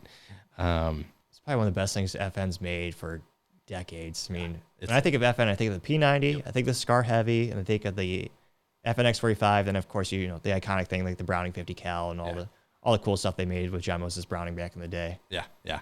It's they've got some cool guns, and I'm hoping to add those in and really put some rounds down range, because those are, anytime you get to take one of these really cool guns that almost never you get to see in full auto to range, everyone just kind of flocks around and they're like, can I shoot that? Can I shoot that? It's good marketing. It's a great time. Yeah. Most importantly, I just want to like expose as many people to shooting guns and especially full auto guns, because it's not an experience that most people get. No, because again, there's so much more restrictions around full auto. Like suppressors are increasing popularity, but like full auto stuff, I mean, growing up in the Midwest, there's unobtainium. Like you see it in movies, but you never imagine you'll have. You don't even think you could own one growing up as a kid. It's like it just seems like unobtainium. I used to daydream when I was a kid in high school and middle school about, be like, man, it'd be so cool to own, full auto M4, or MP5, and now it's like I get to live that. Yeah, it's pretty neat. get a World War II MP40 or a BAR, like. Oh my gosh, those things, like the World War II stuff, I think obviously it's one of the most iconic things in history. I think that's also one of the reasons why. But those machine guns are going up so much in value. It's pretty incredible. Like, I'm very fortunate that I get to work in this industry that I love so much. Yeah. And it doesn't feel like I go to work every day. Right. There's some monotonous stuff that I got to do from time to time, but oh man, it is. I don't think I'd get this much enjoyment from any other industry. So it's a blast. I love shooting guns. I love long range specifically, is kind of my niche. Machine guns are always fun. Oh yeah. But it's really fun. It's really fun. I was gonna say somewhat ADHD question, but if you could have any machine gun in history for historic reasons or sci-fi reasons, what would you want? That is a great question. Aside from the MP5 SD, which was like always my grail gun, so I kind of already have it. Yeah. It'd be like an MP7. I think just because of like how much clout there is around it. It's just one of those things. And it's so hard to find. You like another thing where everyone sees it, but not in the real world. Like you see it in video games, pop culture, movies. They don't understand how hard it is to actually get one. Like, like an M4, full auto M4, like that's relatively easy to get. It's the most known gun in history is the AR-15. Right. Yeah, exactly. And so, to get an MP7, it's one of those things where it's like, that is truly incredible to have. Outside of maybe some like European made stuff that you can't import. Oh yeah. So like the Negev or like the FAMAS, like some full auto versions of those are like really, really tough to get, because mainly it's like you get parts kits and you have to re-weld them. Well, the company's also shut down too. Like, are you a fan of Forgotten Weapons? Yeah. Like Ian McCall, one of the coolest guns he has is his own FAMAS, and it's one of those most iconic bullpups out of France, which apparently they used to make guns, but now they ironically buy them from their historic enemies. But it's one of those things where I've gun brokers like, what is it? It's like you just fantasize. Like when I was growing up, you look at the car forums. What kind of car can I get for cheap? It's like back in the day, good stuff. And Gunbroker, there's still semi-auto, because only a couple of semi-autos were imported. There's a FAMAS, and they're still asking $149,000 because there's such a small pool of them for sale. Yeah, it's barely any. It's like I mean, I think in my time in the industry, I've seen maybe like three parts kits. I mean, that's like one a year, right? Oh yeah, exactly.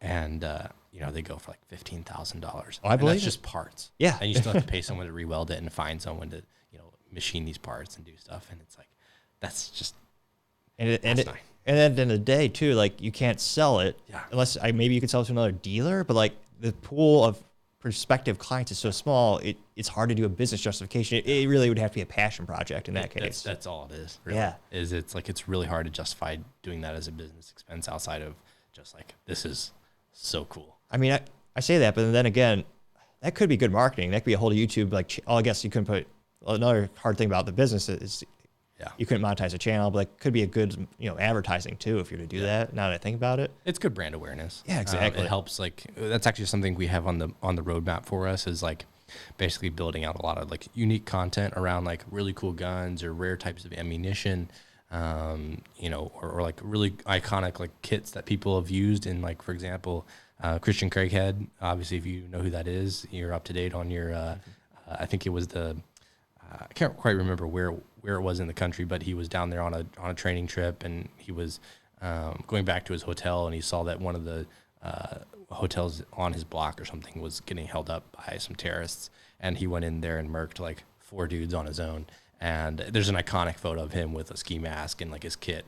And so we're gonna do some interesting write-ups and videos and stuff like that on important kits and events through history. You know, the Iranian embassy siege. Oh yeah, all those guys. Those photos went, as youth might say, viral. Yeah, it's like you see that, and you're a gun guy, you're like, that's some pretty cool shit. Excuse my language. No, exactly. Yeah, 110%. So you know, we have some. Our goal is to collect guns from those like really cool things and be able to like shoot those and you know, present those in just unique ways that haven't been seen before. So part of that is like, you know, hey, if we get some really iconic guns that are, you know, really hard to find, and we can go shoot them and like give people, you know, there's not a lot of videos on it, right? Exactly. And that really helps build the brand awareness. Like, we don't care if it's getting monetized, but if that video is getting shared and we're getting backlinks and people are interested in it, and it informs people gets people into guns at the end of the day, like, that's all that matters. And people don't realize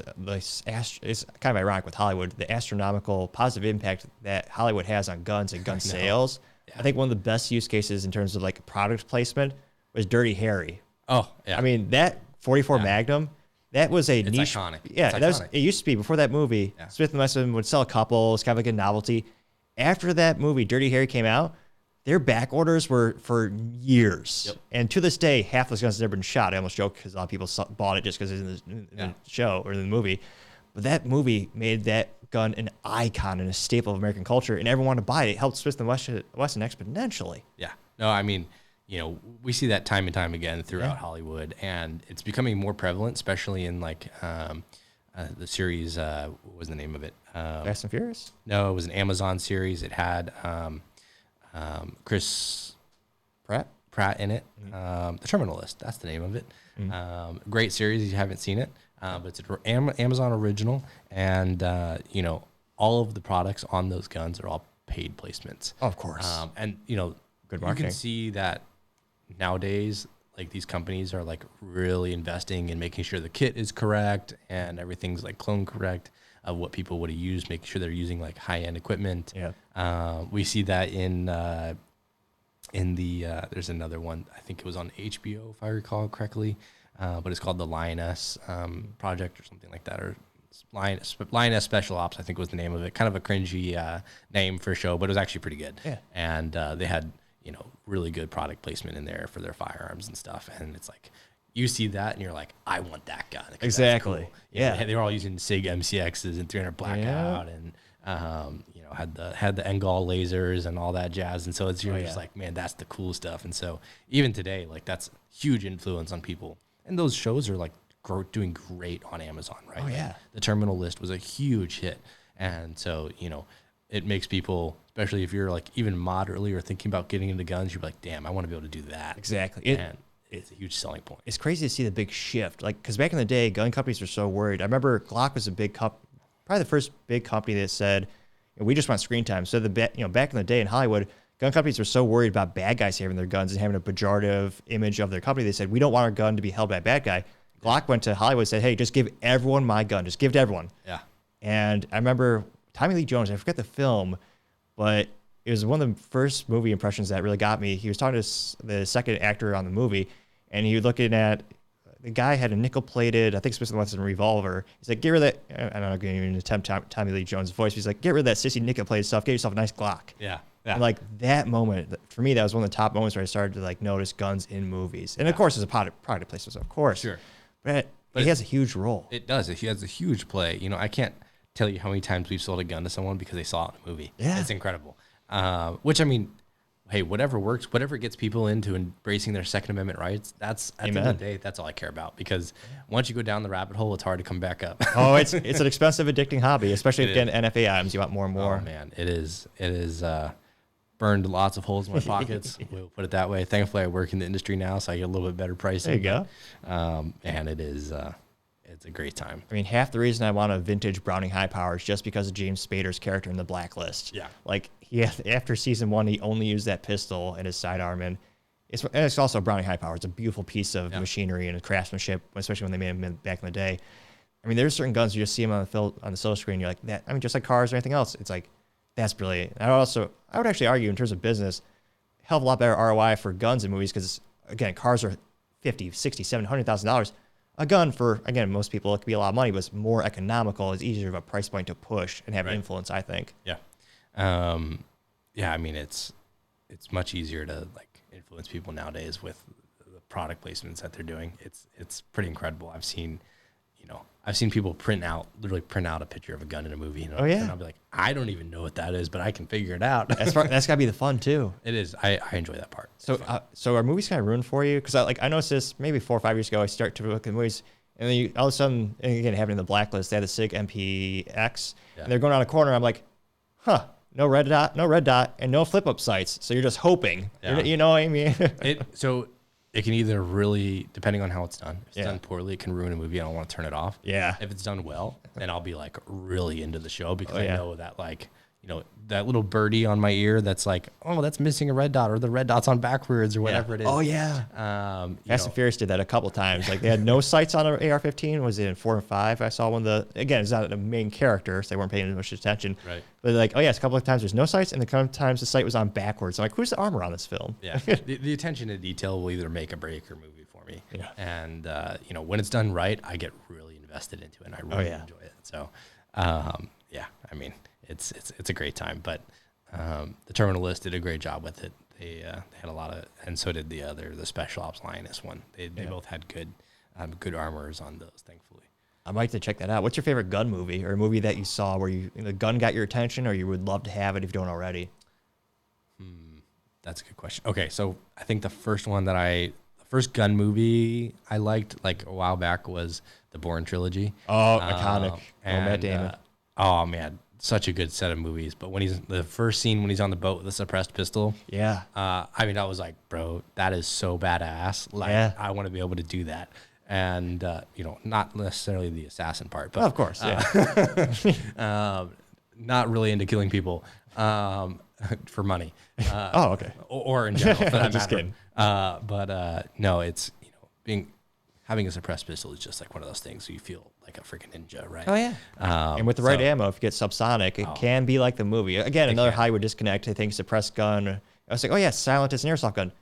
With the right caliber and ammo, that can be, but for most guns, it just makes it so you don't go deaf immediately. Yeah, like exactly. It's still loud, especially a 308. It's still pretty loud. It's still pretty loud. Yeah. But that's one of the, I think probably the first movies where I was like, kind of got me into guns. Yeah. I was too young to like watch all like the Dirty Harrys. I mean, I've watched them now. Oh yeah, of course. And like the Navy SEAL with Charlie Sheen and Rambo and all of those. Tropic Thunder. I've watched all of them now, but I didn't watch those growing up as a kid. The movie I watched growing up a kid was like The Bourne Ultimatum and Bourne Legacy, Bourne Supremacy.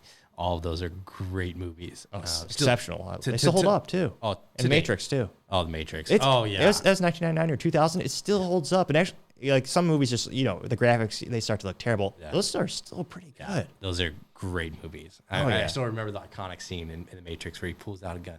I think it was the girl. I don't know if it was him. I think it was the girl. I don't remember her name, but she pulls out one gun and shoots one time, and then she like immediately starts pulling out the second. Oh one. yeah. And I'll just like okay, that's a little silly, but it's kind of a cool scene.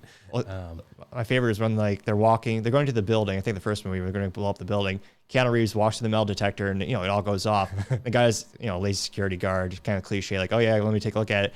And Keanu Reeves reveals his straitjacket. He's just loaded head to toe with like sidearms. I think one was a Scorpion full on machine gun. Yeah. And the guy's like, holy shit. And they're just perfect. Yeah, great movies, man. I You ever watch James Bond growing up? I watched the newer ones, but Yeah. not the old ones. I think I've seen like the 3 or 4 new ones, but some of the older ones I didn't really have a chance. But it was the Bourne movies were the ones that really kind of got me into the gun scene in terms of like the special ops stuff, right? The suppressed guns, the machine guns, whatever. Oh yeah. That's actually where one of the guns used in there was a P226, which was one of my first guns that I got. Oh really? That's why I wanted it. Oh, I like it. So that was the inspiration behind it. Eventually, I'll suppress that gun because that's how it was in the movie. But of course, for right now, it's it's just with a regular bull barrel. But yeah, good times. I definitely love gun movies. The details make it or break it, though. absolutely. One of the most disappointing things with a gun movie, like as a kid, I grew up with Sean Connery being the OG, James Bond, then Pierce Brosnan, and one of the coolest guns was the suppressed Walther PPK. And spoiler alert, if you want to buy one of those in 380, they don't make it. So the only way you can get, because you need the striped barrel to actually put the suppressor on and thread it on. So apparently the only way you can get that is if you go to like a custom gun guy to do it, like from the factory. Because I've researched this I spent too many hours doing this, but like they have a suppressed 22 or 22 with the suppressed threaded from the factory. But no, like in the movie, to me that was like one of the first times I noticed an iconic pistol being used that I really would like to buy. Yeah, I mean it's actually pretty incredible. I've watched several people talk about like that were armors in Hollywood. Yeah, of how like they make guns that just don't exist, or the writers will script something in. They're like that doesn't exist, and they'll just give them something else that's like doesn't even look the same. Oh yeah, but it's it gets the job done for most people. So I guess that's all that matters. Oh yeah, kind of like the car stuff, like iconic Fast and Furious, like the engine manifold is going to explode or something like that. And he just closes his laptop, and then later in the film he just drives normal. Like yeah, every car guy's like, the hell are they doing?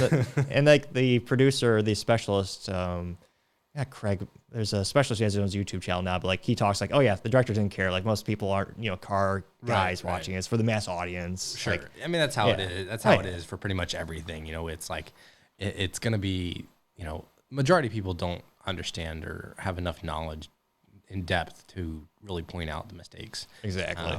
It pisses the few people off that actually understand. And you're like, no, you could have, it was so easy to make this right. Yeah. But at the end of the day, like time is money. Time is money.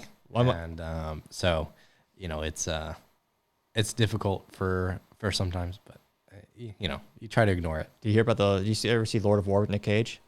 Yeah. One of my favorite things or fun facts about the movie, like most movies, like most times you see a gun, it's a rubber prop because it's cheaper and it's safer if you fall down and you don't hurt yourself, get bruised. Yeah. And they did the calculation for Lord of War. They go, well, we look at the numbers here. It's actually cheaper just to buy real AK-47s. So they bought those real AK-47s you saw, like the racks on racks. They're all real. Yeah. Same with the tanks. Like they went, was it Lithuania? Those tanks were for sale. They just flew over there and they did the scene. I believe it. I believe it. Like, early 2000s and like late 90s. Yeah. Like stuff was so cheap. Oh, like, if I could go back in time and import that stuff into the U.S. Oh yeah. I mean, I'd just like fill a warehouse with it and just sit on it. And right now, like imported AKs right now that are like true Russian AKs. I mean, you could have got those for like dime a dozen, right? Oh yeah. But now they're like several $1,000s. Because I was gonna say we've had a ban on Russia for not a decade, but quite some time. So there was a restriction on exporting firearms for a while, and then when was it? I think last year around, I want to say like, no, it was 2022. It was 2022. They brought down a sanction. Oh yeah, that's what it's called. The Russian ammo ban. And that's where all the good AK ammo comes from. We got the Wolf Factory and the AK. I was just saying, for people who aren't into guns, the AK-47 was invented by Mikhail Krasnikov in Russia. Model 1947 is an icon. Yeah, I mean it's like probably one of the most synonymous guns outside of I mean I would put the AR and the AK right next to each other. I mean both of them have been used in world conflicts for years. Oh yeah. Or decades, right? And AK ammo was like one of the most mass-produced types of ammunition anywhere. Oh yeah. It must be cheap as no. Oh, you could get it for like less than like, I mean, back in the early 2000s, I mean, you could probably get it for sub 10 cents a round. Oh my gosh. Which, I mean, kicking myself now because now I'm paying like 42 cents a round for exactly. it. For steel case too For sometimes. steel case, it's stupid. Which is supposed to be cheaper for folks that aren't into guns. Steel is cheaper than brass. So But right now that's not the case. Like steel ammo is driving a premium because it's just steel. Like you can get brass case 7.62 by 3.9 cheaper than you can get steel. that's insane. Which it used to be like, the spread on it used to be like 10 cents a oh round yeah, it was almost. huge. But now that's not the case. It's Really? Wonder why it's going up now. there's just so little of it out there. Is there There's basically two manufacturers that are manufacturing it. Yeah. And there's Wolf, small. and then I forgot the other one. Well, Wolf is still in Ukraine? No. They're in a couple countries. I know that. So Wolf has, they have, you're right. You're correct. They do have plants in other countries, but their primary 7.62 ones are in Russia. So it creates an issue for like wanting to actually like, get that stuff out of there because you still can't get it. So a lot of the stuff, Al Jazeera is one of them. I think that has, and then Romania is another one, I think. And I think there might be a third one. I can't quite remember. We don't import a lot of that. We get it from someone else that imports it. But I mean, like there's the production availability is so little nowadays that it's like, it's really hard to get it because the demand in the U.S. is huge because, everyone was buying AKs for a long time because it was so cheap to shoot. They're very reliable. And now it's like, okay, well, now there's no ammo and people still want to shoot those guns. Yeah. And then not to mention the wars that are happening, right? It's like, a lot of those guns are AKs that are being used over there. Oh, yeah. And so there's just not a lot of 7.60 by 3.9 that's coming into the country. It's kind of sad because like, I mean, the market went up from like 20 something cents a round to like, it's at like almost 50 cents a round right God. now. Well, same as 7.62 by 54R. Like they got the most, like, well, the gun that served the most wars in history by a government is the Mosin Nagant still. Yeah. And you used to be able to get a spam can of Mosin Nagant ammo for like $50 back in the day. It was a fun way to shoot big caliber. Yeah, and it was very cheap, and it's an effective round too. Oh yeah. What's crazy? And reliable. Is, like, I'm sure you've seen it, but in Ukraine they're still using those guns. There's actually still using the Maxim machine gun, which is the first machine gun in the world They're ever using made. everything they can get their hands on at this point. But it is not ironic, but it is interesting. Hiram Maxim, he was the gentleman who invented the Maxim machine gun. His son then went out and he actually invented the suppressor. Yeah, for cars actually at the time, same technology. It was a muffler. Yeah, essentially what it was, and they were able to use that for firearms. So, but here's a cool fact about what's happening in Ukraine right now. We were told by someone that supplies like heavy ordnance over there. So they're mortar rounds, which I think are like 120 millimeter, if I remember correctly. That sounds right. So they're using like the majority of the world's supply to fight that war. Including us. Oh, including us. I was told by someone that basically like works in that field at SHOT Show. It's a connection that we made that over in Ukraine, they're going through 14,000 rounds of those mortars or 120 millimeter rounds every single day. What? Yeah. A day. So, and you can just imagine how much 5.56 and 9 and 2.23 they're burning up. And so you want to know why prices are so high right now? Supply and demand. Supply and demand, my friend. Yeah. Oh my gosh. Yeah. So there's, millions and millions of rounds that are going over there. Oh, yeah. And I mean, and they're using the exotic stuff too, which I know is pretty controversial, the depleted uranium rounds. Yeah. Because a lot of people don't realize, I was going to say, I joke that nuclear energy is 100% renewable, recyclable, because the byproduct is depleted uranium, which is one of the most dense substances on the planet, which is why they're used for tank busters to puncture tanks. So I know if maybe about half a year ago, Ukraine started using those, which again, it's not good because it is radioactive as well. Gets the job done. Yeah. But anyways, that was we heard that and we were like, man, that really puts things into perspective for us because I mean that's an artillery round, right? That's not just a 5.56, right? That's go 14. Can you imagine shooting 14,000 rounds of 5.56 in a day? Like, it would take you all day with an AR, full auto AR to get through that. Yeah. And they're going through that in mortars every single day. Or whatever that round is. I can't quite remember, but they're using so much of that ammo. That's where it's all going. And now we have the thing in Israel and Palestine. Oh, it's even more ammo. Hamas rather. Oh yeah. But that's going to be ongoing for the rest of the year, and I don't anticipate either of those things stopping. So no, especially historically speaking, it is a fascinating thing as well. It is also I mean, we've been discussing those topics for in nauseam for decades actually too. Right. So I can't imagine trying to import like a Tavor anytime soon, which is historically made by IWI over in Israel. Yeah, I mean, I think for the most part, everything is pretty much staying over there. We'll see. That's a great bullpup. Like that's one of 3 really good bullpups I would say is on the market these days, and especially if you're doing like tactical moving in and out of cars. I mean, if you like doing those close quarter drills and tournaments. I mean, it is a great value. Yeah. No, I mean, I've heard terrific things about the IWI, their bullpups. And then, obviously there's a couple good Israeli manufacturers over there that just aren't putting out a lot right now because it's all staying. Oh, yeah. Oh, of course. They're putting out a lot, but it's for local use. Yeah, they're not exporting a lot, rather is a better way to say it, like you said. In terms of ammo, though, for this year, I mean, we'll probably see... right now things are relatively steady. Obviously, with the California thing that we had and Israel-Palestine kicking off, prices went up. They came down a little bit. We'll probably see it level out maybe a little bit over the summer, depending on if things heat up in the Middle East. We'll probably see the prices stay right about where they are, if I'm being completely honest to you. Right. As we go into the election season, though, that's going to be a different season. Oh, uncertain. Yeah. Historically, election cycles, prices jump quite a bit every time. No matter who is running, the uncertainty is always what drives the sales, especially with ARs and things that historically have been a hot topic of increased scrutiny and regulation. Right. I mean, it's not even a political thing. It just happens. Yeah, exactly. So this time last year, in terms of like, we'll just use 5.56 as an example. Yeah. We could buy as much as we wanted. We were buying it for like 38, maybe 39 cents around, depending on which brand and manufacturer it was. And there wasn't. We could get as much as we needed. Yeah, they were cutting you off. They said, "Oh yeah, we'll take it." So right now, there's practically nothing available to buy. Really? The distributors and manufacturers that have stuff to sell, it's typically hitting the market to people like us at like 46 or 47 cents around. Ouch. And it's one of those things where a lot of Americans think, oh yeah, gas stations make a lot of money off gas. It's all profit. A lot of people make money off ammo. It's a big discrepancy between the perception and reality of that topic as well. It is. I mean, I've talked to people that are like, oh, you must be making 30 or 40% on ammo. And I'm like, dude, I'd be on a beach somewhere if I was making 30 or 40% on ammo. Like, there may be times where things get really crazy and we have a huge amount of inventory that we can just like hike the prices up on as the market demands it. Yeah. And maybe we make 30 or 40% for a few days. Yeah. But that's it. The next year, we're going to be eating maybe 7 or 10% gross.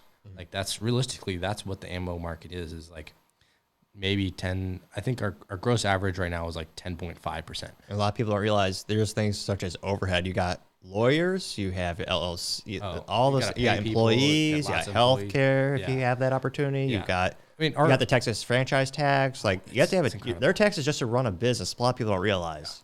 Our net is like maybe 6%, 7%. We're obviously trying to pad that and increase that, but I mean, if you aren't trying to do that, then you aren't running a business well. Exactly. But I mean, like realistically, like people think ammo companies are making all this money on ammo like at any given time. Yeah. And it's like, man, I can't even give someone a 5% discount without breaking even on an order. Yeah. Right. And I'd love to do that, but it's it's very difficult for us to provide those discounts or offer free shipping unless we price it that way. Yeah. But realistically, if you want to be at the top of AmmoSeek and you want to be one of the most competitive people out there, it's like you're just not making a lot of money, and that's fine. It adds up in the aggregate. Right. It adds up in the aggregate. It's high volume. It's a high volume, low margin business. Yep. And I think you said earlier when we were talking offline a couple weeks ago, you said you wanted to expand it to other product categories as well. Right. So kind of treat ammo almost as not as a loss leader, just kind of entice them to get into the brand and learn more. Yeah. So it's something we're launching very soon, and hopefully we'll have it before like Cyber Monday, because things are going to go crazy once Cyber Monday and Black Friday hits. But we are trying to expand into magazines, optics, other firearms, custom builds.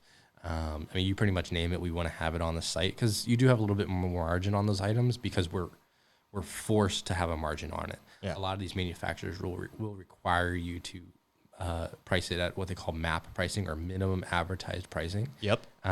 Which if we have it lower for that, we can get blacklisted from selling those products, and so we're basically or fined too. Yeah, exactly. Yep. And sometimes they'll send a lawyer after you. A lot of people people think, is it a coincidence the price is the same for this particular item on all these sites? No, there's no such thing as coincidences. No, I mean, it's enforced by these manufacturers. And I mean, that's pretty well known if you dig around online. But, if we have a loyal customer that comes back and buys one of those products, well, maybe we make 20% on that now, right?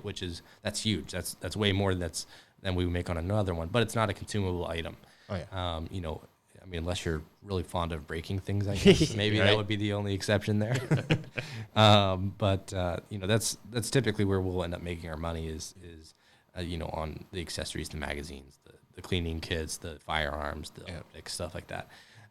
So we're working on getting that stuff up, right? Do you think you want to get into the NFA items and start selling suppressors, short-barreled rifles, those types of things? Yeah. So once we have like a better compliance process for that on our site, which we're working on as we speak, we will have those items up for sale, and you'll be able to purchase them from our site and have them shipped to your local gun store, and they can handle the paperwork from there. So out of curiosity, so legally speaking, because again, a lot of people are intimidated by suppressors, you know, they think it's only in movies. In terms of kind of the chain of ownership, you get the product from the manufacturer. Like, I was going to say, we're not sponsored by Surefire, but they make great stuff. So I mentioned a lot. Suppressors. Like, the Sonosco, Surefire, it ships to you, and then the customer wants to buy it. They have to do that application. Then do you have to hold it on for 9 months, or can you ship it to their FFL immediately? What's that process like? So assuming you're buying out of state, you're not coming into our warehouse. You know, we typically don't do walk-ins, but if you really want to buy a suppressor or something, we'll allow you to come. We have a process in-house that you can do. Oh, excellent. But typically speaking, how that process would work, if you find a suppressor or a firearm on our site, whether it be a short barrel rifle or shotgun or something like that, you'll order it. Basically, we'll reach out to you and request your FFL's information.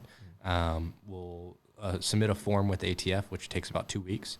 Not terrible. It's not terrible. And then basically what that allows us to do is let us transfer it to your federal firearms licensee. Oh, really? Okay. And most of them have something called a silencer shop, which is a kiosk. I've seen that. Yep. Yeah, it's a great, if you're buying your first suppressor, I recommend doing that because it's a very simple process. It's very intuitive. It's very intuitive. It takes all of the hassle out of doing this.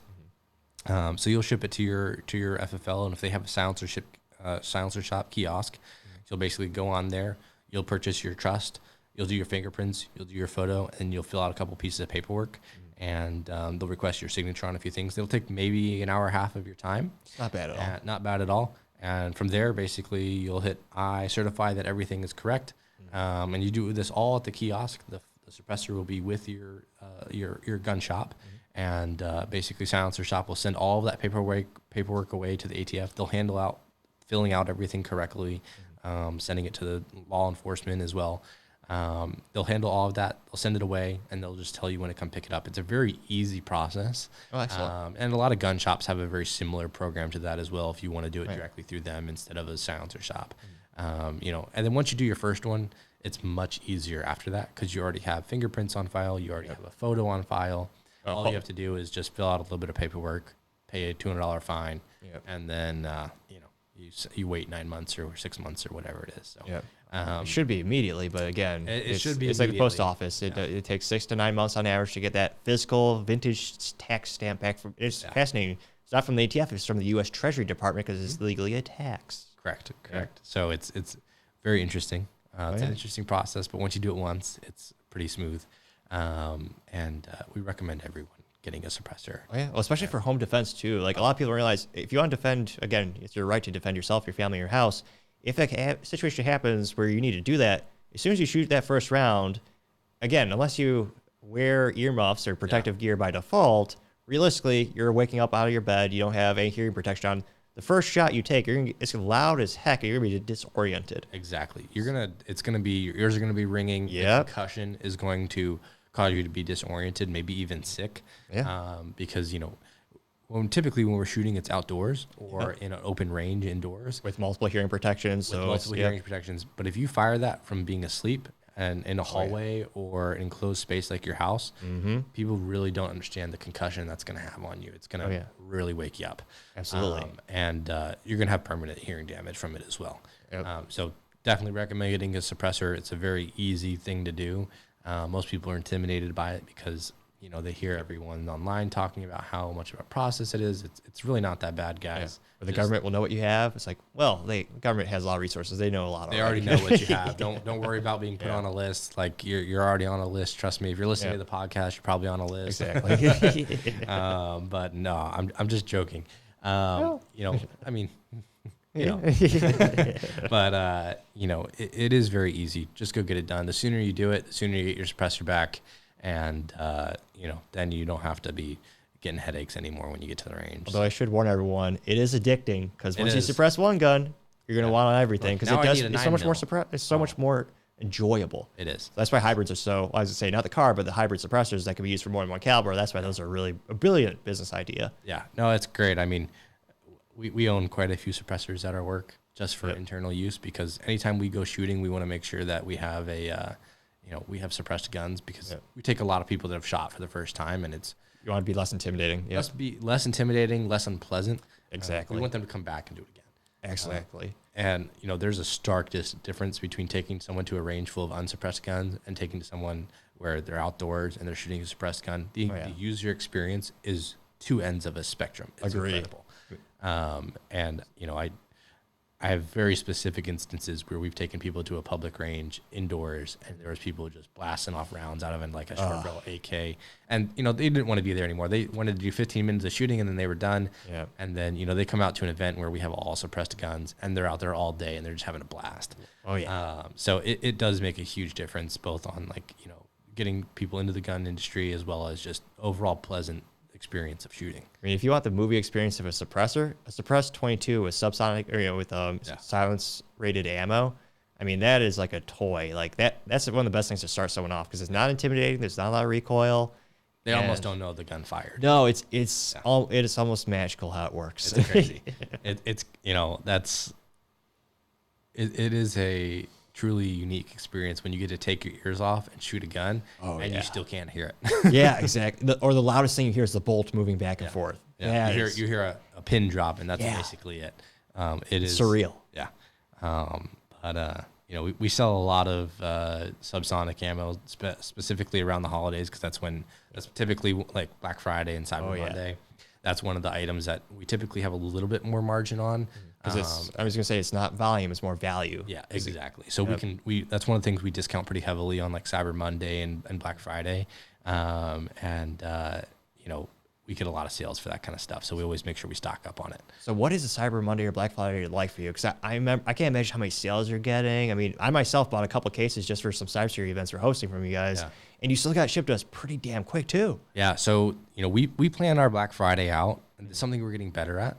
Especially around holidays. But last year was the first time we've really planned for a Black Friday sale. Previous years, it was kind of just like we threw some stuff up on the site. You know, last year we had specific products that we were going to market. We had specific deals that were killer deals. Oh yeah, the 9mm. I thought you were losing money. Like I got a lot. we you know, we run deals a lot of the times we are either losing money just to acquire people emails and stuff, or we're breaking even. Yeah. Which is fine. Like we want to be able to give people a good option to come in and buy stuff. Oh yeah. You know, we ran a deal I think it was for PMC 9 where it was for like $115 grand. Yeah, $150 grand, $235 plus $15 flat rate shipping. Yeah. And it was, you know, that's a phenomenal deal for PMC. It's ridiculously good. Yeah. So and then we also ran one for some PPU SS 109 556. Oh, nice. I think we sold it like 39 cents a round plus $15 flat rate shipping. Oh my gosh. And we only had a limited quantity of those because it was from a bigger buy that we did over the summer. And it went live at midnight, and by like 12:05, it was all sold. I believe it. It was crazy.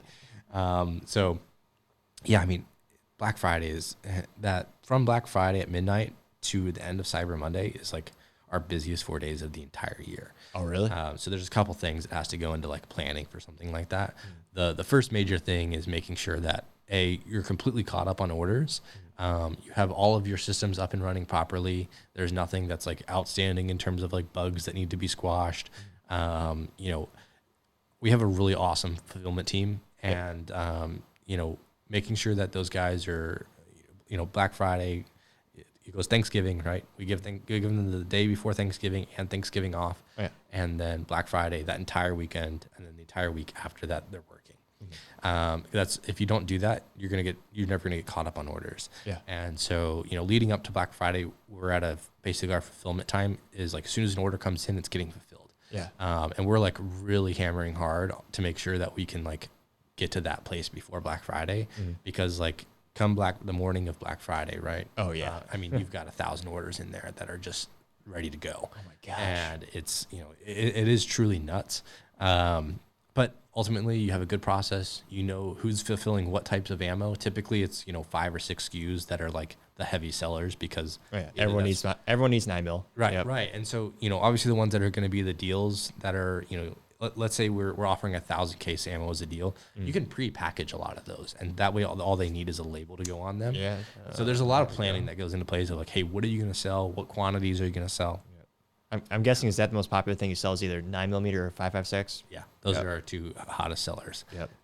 So typically, like, you strategically place them. You pre-pack a bunch of boxes. Good idea. Pre-assemble boxes, and you basically have everything ready to go. That way, as soon as the orders start coming in, the guys get there at 7:30 in the morning, 8:30 in the morning. They can jump right in. They know exactly which orders they're fulfilling, and they just nonstop for. We're catering food for the guys. Nice. They're there till like 9 p.m. every night fulfilling orders. Oh, jeez. And they're getting a ton of overtime. Oh, yeah. Everyone gets a little bonus on top of it. Excellent. We just, like, you have to have a good team and you have to prepare them. Oh, yeah. Because ultimately, like, if you don't do that, there was companies, I can name 2 companies specifically. I won't name names. Yeah. But if you were on AmmoSeek and then they disappeared, there's a reason why. Yeah. It was because, not last year, Black Friday, but the year before, they pre-sold a bunch of inventory that they didn't have. Oh, jeez. Or that they couldn't get, or they oversold, and they just started getting chargeback after chargeback after chargeback. And a lot of people don't realize how detrimental that is for the merchant, or the actual seller, too. Yeah. What's that process like if someone wants to do it? And then I guess for people who don't own a credit card, all 3 of them in the United States, what is a chargeback? So a chargeback would be you go to your credit card company or your debit card issuer, whoever you use to basically buy, or your card that has money on it, right? You go to that bank or that credit card company and say, hey, this order never got to me, or it was fraudulent, or it wasn't correct, and they won't correct it. And typically what the bank will do is they'll start an investigation, but they'll immediately refund your money. Really? The next day, the merchant will get a message saying, hey, we've had a chargeback issued against you because of this issue, right? They say it was fraud, or they didn't receive the package. And, typically speaking, we don't have a lot of those because we try to rectify almost all the problems that we have. Some people you'll never make happy, and they're going to do a chargeback regardless. Maybe they ordered the wrong thing, and we have a no return policy on ammunition for safety reasons. Yep. And they're like, I ordered the wrong thing. And I was like, well, we shipped you the item you ordered. And they're like, well, it's not what I wanted. I want a refund so I can order something else. Like, sorry, I can't do that. Yeah. And they issue a chargeback, and it's a very lengthy process to fight those. Oh gosh, I can't imagine. But we do a really good job of trying to make sure that it never gets to that stage. And with the size of the company we're at now, it's like inevitably you're going to get some fraud that slips through. Of course, it's just a volume thing. Yeah, it's a volume thing, right? And it's all about how you manage that. So we try to do a really good job of like making sure it doesn't get to that stage. But you're always going to have a few, of course. But if you get too many, if you go over like I think it's like, I want to say it's like 1.3% threshold of your orders versus chargebacks. You're at risk of cancellation, of getting your merchant account rejected. It varies between the merchant accounts. Of course.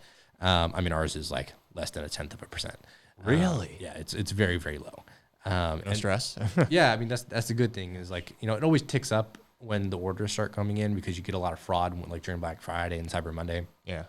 But ultimately, like, it all balances out because it's like your organic orders also went up. Yeah. And so it's not as bad.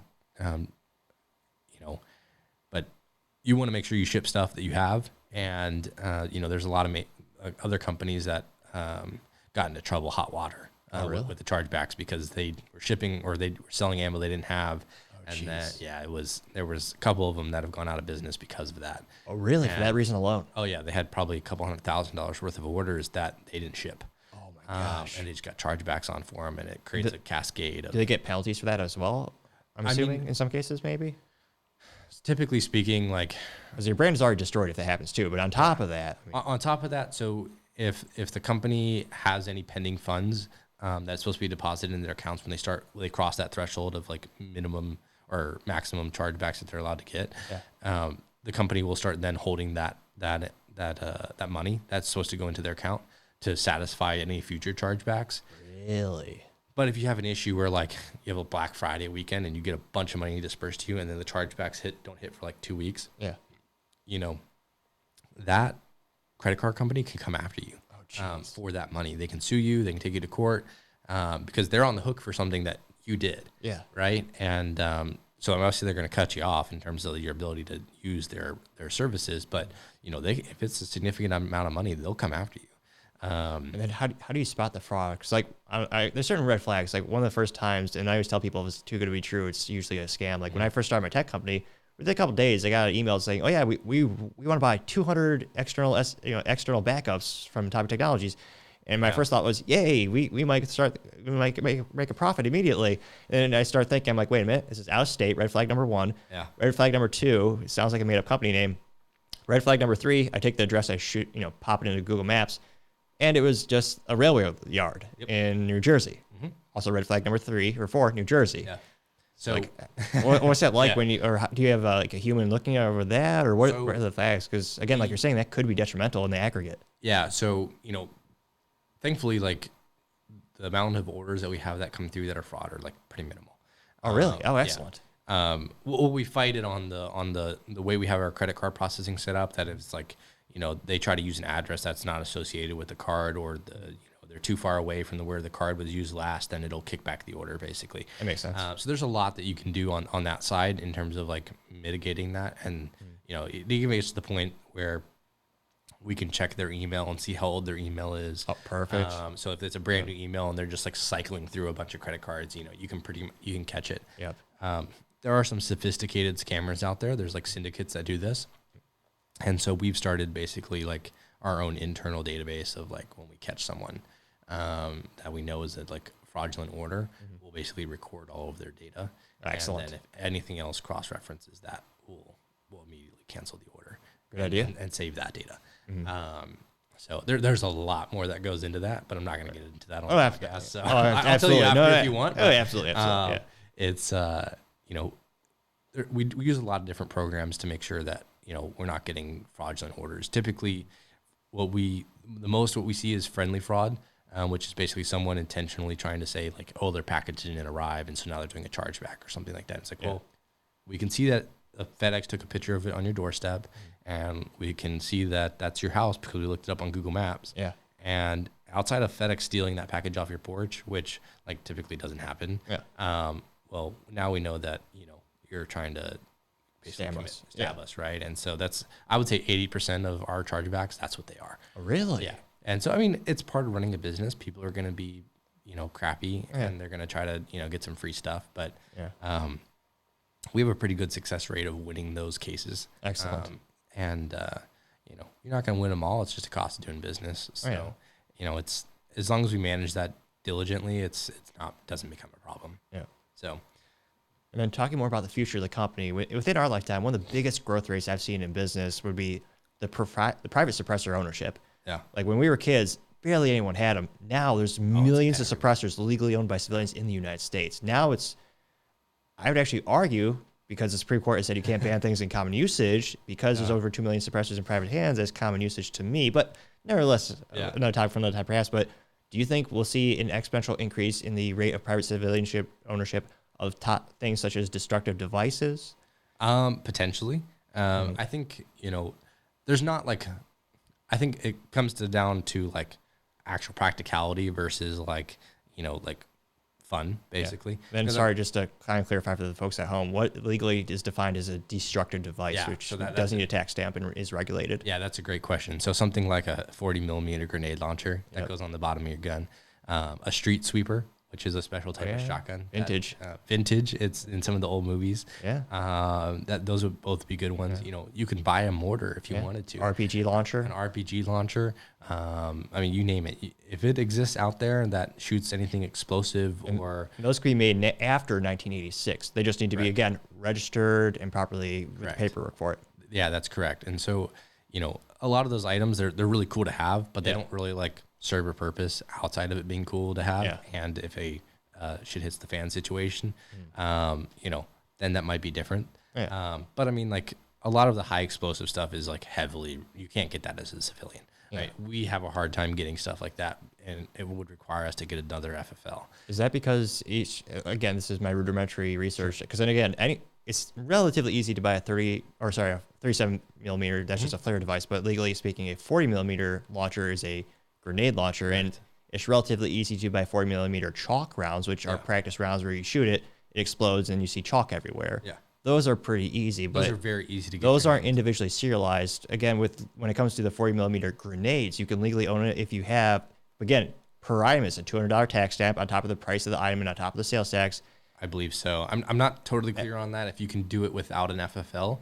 Yeah. But I know if you have an FFL that deals in explosive devices, which I think is an FFL 011 or FFL 11, which isn't technically listed, but it's something you have to like go and seek out. Ooh, secret. Yeah, it is. It is. A lot of people don't know that. Off menu. It is off menu. But that reminds me, I think I'm gonna get some In-N-Out on the way home. There you go. Sounds That's good really stuff. Good. I was thinking off menu. But you know, on those items, you know, they're really cool to have, and they're really cool to shoot and like watch stuff blow up.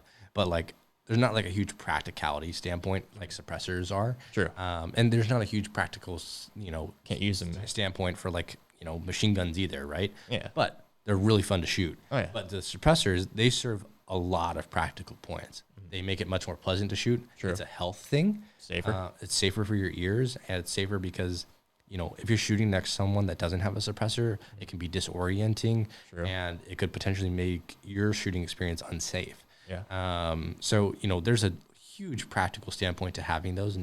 Sure. But, you know, for destructive devices and like machine guns, it's like a lot less. It's much more of a luxury item. Exactly. You know, Which means you could make more profit perhaps, because those people might be less sensitive to the price, Exactly. but the volume is going to be a lot less as well at Correct. the same time. Correct. Because again, a 37 millimeter flare launcher is like $350, and anyone could own it. You just use flares. But if you want to stuff that with, you know, deadly things, then you do have to register as a destructive device.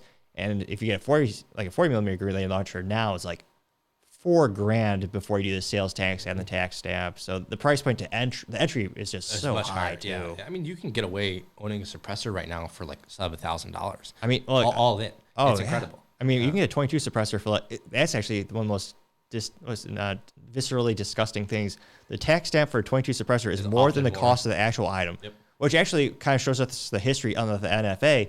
When that act was passed in 1934, that suppressor used to be $7 back then, and the tax was $200. Yeah. So they quite literally just taxed it out of existence for decades. Exactly. The one good time inflation was in our favor, though. Hey, for one thing, I'm finally born in the right era, right? Right? Or I don't know, maybe I was being born before 1986 would have been better, but who knows? Yeah, that way I could have bought a bunch of machine guns for pennies. nothing, relatively speaking. But yeah, I mean, you know, destructive devices, I think LMT did a run of like 40 millimeter grenade launchers a while back, and those like sold out instantly. Oh, yeah. So there's definitely a market for it. I think they still do have the government contract for the 40 millimeters as well. Yeah, but they brought a bunch to the civilian sales through, I think it was Big Daddy Unlimited, if I remember correctly. Because I remember they also have, traditionally the 40 millimeter grenade launcher you put on the underside of an AR-15, go full American. Yeah. But they also have one where it's a standalone pistol 40 millimeter launcher. Yeah, so they had both of those available for sale. And, you know, same process as a suppressor. You have to do a bunch of paperwork. And You know, fingerprints, photo ID, FFL, you have to wait. Oh, you don't. The process, it isn't a waiting period, but the process default, because I would say like it's a waiting period. Yeah. It's about 6 to 9 months. They want to punish you. Yeah, I was gonna say that's what I kind of think. There's a reason they can do certain things very, very quickly if they want to. Yes, exactly. So, you know, they'll be happy to pass the law that prevents you from getting guns overnight. Don't worry. Yeah. But you know, letting you own a gun or a suppressor, guess what? It's gonna take 9 months. Oh yeah. Or I was gonna say some states even have waiting periods to buy it, even if you do pack the background check, and because the NICS system is very quick and efficient. Well, I wouldn't say it's efficient, but it's quick. Yeah. It's like sub-minutes in some cases, but they'll still have 72-hour wait periods. So Yeah. With destructive devices, I think I don't think it'll be growing at the same rate as suppressors, but I don't know. I think some people are starting to realize that it is, again, it's not unattainable. They're just extra steps to purchase it. Yeah. So, I mean, So do you think you'd ever want to sell those items? Or would you need an extra tax stamp? We're going to get the licenses. We're going to have the whole thing of the whole stable of licenses at one point. Awesome. It's just, what makes business sense to start. That's like, that's kind of our core is like, we're an e-commerce company. Exactly. And it's fine to do fun things, right? Like, own, destructive devices and sell those, but it's like ultimately, where's the most money might come from? Yeah. What is the best use of our time and money when it comes down to that? So, as suppressors become more relevant, and obviously the ability to buy those things has become much easier with Silencer Shop and like the digital fingerprints and everything like that. The barrier to entry has dropped quite a bit. Absolutely. And so I think that same thing is going to happen.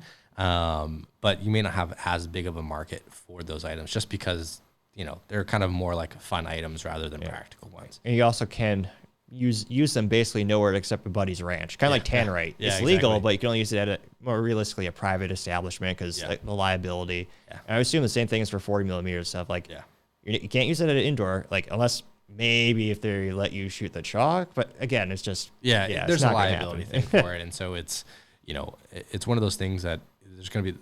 The amount of times you'll actually be able to use it versus like how much you have to pay for it. Exactly. I think you're right. Pretty low. So, it's maybe in the next couple of years, we'll see the amount of people carrying those increasing them. But also like, you gotta remember, there's not a lot of manufacturers that manufacture those items. Like LMT is like one of the only ones. And, getting anything out of LMT is like very difficult. Yeah. Because again, their main focus is, and their main focus and their revenue stream is government contracts. Yeah. Same thing with Surefire and all these big companies. Or HK. HK, right? It's like, I mean, when 90% of their funding comes from government contracts, like there's no real, good idea to say, hey, let's now focus on the civilian market. Sure, you can make some more money, but government's paying more than the civilians are, and in bulk. I mean, it's just like General Motors when they sell fleet deal to Hertz or any of those rental companies. They sell a lot of cars. The very minimal effort in terms of negotiating is one point of contact. But if you're selling individual, or even with General Motors selling to hundreds of thousands of dealers, that's a lot more effort. Exactly. So I mean, we see that exact same thing in the firearms industry, and it's eventually we might get some cool stuff that pops up, but for the time being, destructive devices. I mean, you go on Gunbroker and you can search for just older like street sweepers and RCGs and stuff like that. That's they pop up from time to time, but still pricey, rare. Yeah. Yep. And some of them you still have to have an FFL to own. So it's,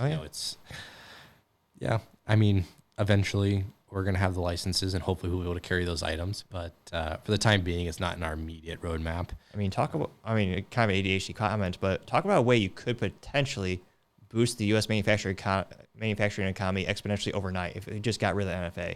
How many manufacturers would start making all that? Because the demand is there. It's huge. Well, I mean, you have think about all of the different, mom and pop shops that make AR-15s or, machine all these different parts, right? Yeah. I mean, typically speaking, AR-15 lowers are forged, and there's only a couple of forges in the U.S. that make them, or uppers and lowers. Obviously, you can do billet ones, but you have to have like a nice CNC machine. It takes a lot of work. But on the suppressor side, it's pretty straightforward. It's a tube with some baffles and some welding that's put together. I mean, some of them aren't even welded. Some of them you just need like a lathe. Oh yeah, and like a 22, they just stack on like Legos. You slide in and out. I mean, even my 9mm suppressor stacks in like that. And so, I think if the NFA went away, we would have so many people. I mean, not just suppressors, every type of item. Yeah. I mean, it would be massive. I mean, there'd be tons of new companies. There'd be a huge economic boost because in USA, baby. I mean, we're talking like such a small percentage of people that actually own suppressors. Yeah. And then there's, I would say, and this is just me guessing, is like maybe 5 or 10% of all gun owners like understand the process to get a suppressor, and even smaller amount actually own them. I believe that. And then you have this huge other section of gun owners that just bought a gun for home safety. Yeah. They think that suppressors are illegal and they have no idea that they can just go out and buy one, right? Exactly. And if that became the case of like, suppressors are just now like a scope, you can just go to the Walmarts or Academy or, onto southerndefense.com and have it shipped to your door. Well, everyone's going to do that. And no $200 tax stamp? No $200 tax. I mean, even if it was just you had to pay that and you had to ship it to your door, that'd be a lot easier. That'd be a lot easier. You know, I'd be perfectly okay with that, and I think a lot of people would. It's a much easier process than waiting and paperwork. And waiting 6 to 9 months. Yeah. For what is safe, it's basically a safety device for hearing. The benefits are overwhelming. And fascinating from a cultural perspective and legal perspective. In other countries, they have no regulations on suppressors. They just treat it as a safety device. You just buy it off the shelf in a blister pack. Yep. That's exactly right. In a lot of countries in Europe, it's even required to have a suppressor. Because again, neighbors don't like noise. Yep. Yeah. It's considered as a health thing, and like if you're going to shoot guns or you're going to hunt, they require you to have a suppressor, and there's almost no regulation in buying it. There's more regulation getting the gun than the suppressor, which is just ass backwards compared to the U.S. And plus, in terms of kind of the evolution of firearms, one of the biggest things in terms of military adoption that we've seen in the past 50, 60 years would be the new SIG rifle, the MCX. It's going to be standard. It'll only come with a suppressor by default. Yeah, I mean, as we've gotten more complex with the ability to see people's health and stuff like that, just having a suppressor in general, it's so many benefits, both on like the tactical side, but also on the health side for all of our soldiers. Exactly. My brother was in the teams for a little while, and he said that pretty much all of their guys exclusively shoot suppressed because it's, most of the time they're not wearing ear pro, especially if they're doing like low profile stuff. And so it's, if they're shooting inside of a house, they have to be suppressed, because otherwise it creates a mess. But you're absolutely right. I mean, that's like a massive thing that's being adopted, is like everything needs to be suppressed. They're specifically designing guns around suppressors and vice versa. Oh yeah. And going forward, I mean, I think that's going to be the way forward, is, as more people realize and as this process becomes easier and hopefully becomes not a process at all, everyone will own a suppressor, because that's the dream, is to be able to go to an indoor range and not have to deaf. work. Yeah. Because again, I love the AR-15. Eugene Stoner is a genius. Right. My issue is when you're at the range and you're trying to have fun and there's someone with a short barreled AR-15 or just an AR-15 unsuppressed, it's almost miserable at an indoor range because they're usually a smaller booth or a smaller room, and the concussion is just so obnoxiously loud. Yeah, it is brutal. And so suppressors help tame that. I think that's going to be a big thing going forward as this process gets better. Because again, people realize they're legal in 42 states. It's nearly all of them. Most of them. I would argue it's all the good ones. It's all the good ones. It's all the non-communist places. So, unless the government, they can use it in those states, of course. Yeah, of course. Yeah, the government always gets a pass on any of the laws that they implement, which is, I won't get into that. Yeah, we'll come back for another interview maybe. Yeah, I mean it's I foresee that being a huge like uptick in the next wave of stuff people learn to buy and get, is people are going to be getting suppressors, and as that becomes more commonplace, then the destructive items and everything else. Right now people view destructive items as how people viewed suppressors 10 years ago, right? Exactly. Only for spies in movies or the government. Only for the assassin. Exactly. Yeah. It's like, no, you can own that. You just got to do the paperwork and pay a pretty penny. You pay taxes. You're a law-abiding citizen, right? Yeah, exactly. So, but at some point we're going to be bolstering that at Southern Defense. That's in our kind of like our future plans. Yep. As we grow as a company, we're working on just doing the ammo side for right now, doing one thing that we're really good at, growing that as big as we can, and then splitting off. One of the things that we've really struggled with is, as you grow and as you're growing as quickly as we do, it takes a lot of cash. Oh yeah. It is super capital intensive. Especially if you want to buy machinery, or there's a lot of upfront capital involved. I mean, a lot of things. Just buying the inventory that we need to supply our store, that alone is just like an incredible amount of inventory. Because you guys actually have, because I know, sorry to interrupt, but a lot of companies, you think you're buying ammo, it's actually just drop shipped from another place. So that means it takes even longer to get shipped to them too. So, I would say probably like 80% of the inventory we stock or we sell on our site, or 80% of our orders, all comes from our warehouse. Oh my gosh. Which is a massive amount. The drop shipping stuff is kind of just a market feeler of like, hey, what products sell really well, and when do we want to bring them in store? That's a good idea. And that's worked really well for us. One thing that we've kind of made the strategic move is to, hey, if we can offer something cheaper, whether it being drop shipped or not, we want to give the customer the cheapest option. Absolutely. Because some of these drop shippers or some of the distributors that we drop ship from, offer flat rate shipping. And, at the end of the day, if, they're ordering 2,000 rounds of something and they're only paying $10 in shipping, and it makes a big difference, right? Absolutely. And so, obviously as we explore, we just opened a wholesale entity. Oh, cool. So as we explore relationships with certain manufacturers, hopefully prices will be able to come down a little bit. Well, and especially as you buy in bulk too, like everything in life, you buy in bulk. I mean, they give you a little bit of break. It adds up. Yeah, it does. It adds up. Going direct with manufacturers, on the wholesale side, adds in another 5 or 10% that we can pad our bottom line with. So what was it like fighting to get those relationships going? Because I know that a lot of businesses is kind of half of who you know and how you know them, and a lot of it is just cultivating those relationships. Because a lot of these companies have to be pejorative because, again, they probably get a lot of cold calls. Like one guy wants to buy one pallet of ammo for one event or something like that. Like they get a lot of volume of inquiry, and not all of them are a mutual beneficial for the manufacturer or distributor. Right. So, I mean, really the big thing is most of these manufacturers don't want to work with the retailer directly, which is totally understandable. They, have a price. You think it's because of liability or? Well, it's mainly that, it's a conflict of interest, right? If they're selling to the same person's customer, so example, we're a customer for this distributor, right? But now if the manufacturer is selling directly to us, it creates a conflict of interest. It makes sense. So we've opened a wholesale entity that will basically be an arm's length business, which will work. One of the big pillars that we stand on the wholesale side of things is we want to make sure that all these small mom and pop shops that got absolutely screwed by some of these bigger distributors during COVID and anytime there's a run on ammo, is that those are the first people we're taking care of. Excellent. Because ultimately, if those businesses go out of business, that is the backbone of the 2A community in America. Absolutely. Right? If you want to go in and feel a gun hands-on outside of going to like Academy or Bass Pro, that's where you're going. And the plethora of knowledge that those people have will not be passed down if they go out of business. I agree. I mean, a lot of people, that's the first interaction that they will have with the Second Amendment community is in learning about guns is going to a local mom and pop shop. Exactly. And learning like, what can I buy? What would be best for me? Would it be too much recoil to get a 40 or 45? Would a 9mm be better? Yeah. And so, that's one of the things that we're really focusing on the wholesale side of the business is making sure that those people are getting the ammunition they need to stay in stores or just stay alive and stay in business. Because, when they're stuck going to one of the bigger distributors, well, they're paying basically MSRP. Oh, geez. And, and they're not making any money on that. They're just passing it through, and that's not helpful for them. No. And so our goal with that is to be able to go direct with these manufacturers, provide actual good pricing for these smaller companies, regardless if that makes us any money or not. Yeah. Because we'll make money elsewhere. It's fine. Yeah. But ultimately, that's a mission for us is to make sure that we can supply like the backbone of America's gun shops that will keep the 2A relevant. Absolutely. That's a pretty big piece that we've kind of like set our sights on is like, hey, there's a need here that needs to be taken care of.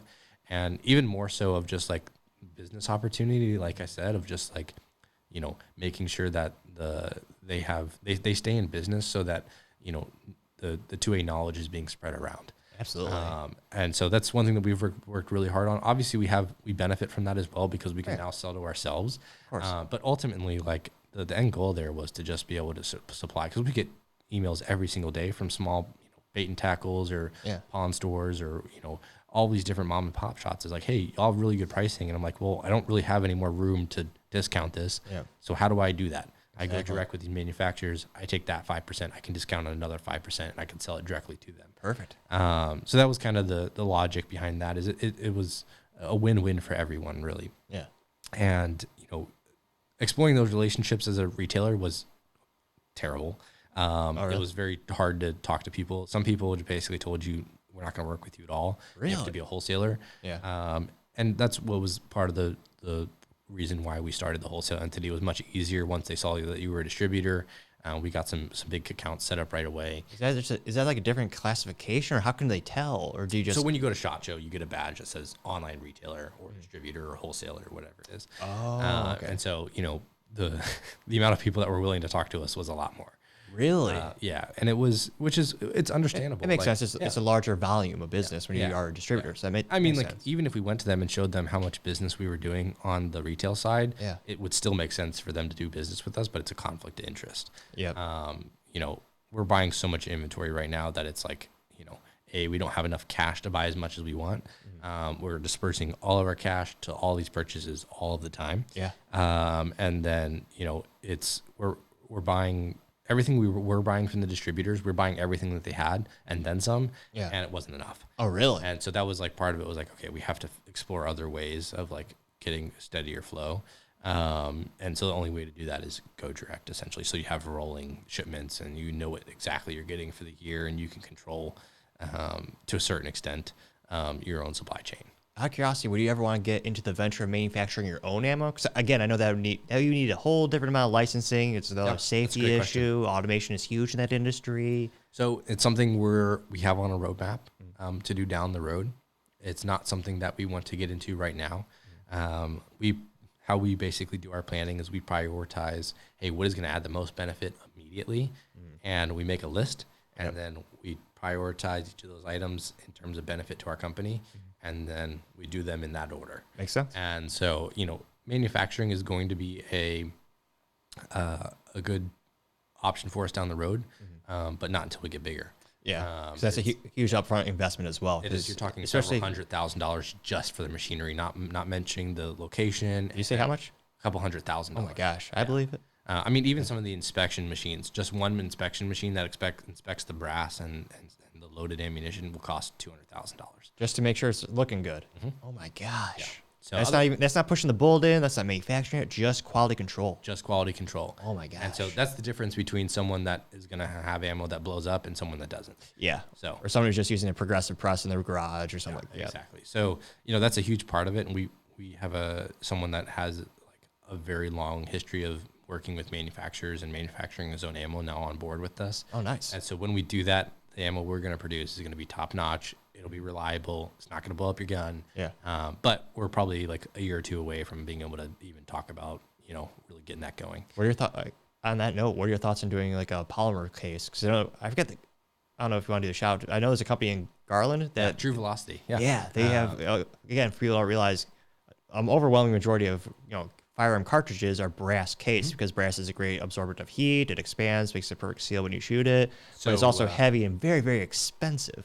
I mean, I would, doing the polymer stuff is kind of a proprietary thing of theirs, and I'm pretty sure they have a trademark and a copyright on it. So I don't think we could do it. Well, I don't. How does SIG get around that? Because they got the 277 Fury. So that is a little bit different. That's a 2-component case that they've put together. One is brass, and then the bottom is like tungsten or steel or something like that. So that's a little bit different than what they're doing. But I'm pretty sure the process that they have for like molding or loading or producing that polymer cartridge is like proprietary, and they like patent that. I'm almost like 99% sure about that because I know someone that works there. Oh, okay. But we would just do brass ammunition. Like, their stuff is like super high end, pretty niche. Oh yeah, true. But it serves a specific use case, and it's very good at that. Absolutely. But in terms of just general ammunition, that's not what we're probably going after. We'd be doing brass, match loads, subsonics, maybe some ball ammo here and there. Oh yeah. But that's what we would be doing if we were manufacturing. I've got a whole roadmap for how we're going to do that to build that brand and start with that. But it's one of those things that doesn't add a lot of benefit right away. It takes a lot of planning, a lot of money to do, and so it gets kicked down the ladder a little bit. I'm sure there's extra insurance and licensing and legal and insurance. And I was gonna say lawyers, they're not cheap. I mean, no, not at all, not at all. There's a lot that goes into that because there's a lot of liability that you carry when you. But hopefully, in the next 2 years, we'll have something that's spun up of our own. That's awesome. So and I was gonna say that. I mean, that's the American dream. That's the best. Yeah, exactly. But in the immediate future, we're going to be expanding the retail side quite a bit. Excellent. We're bringing a couple more websites online.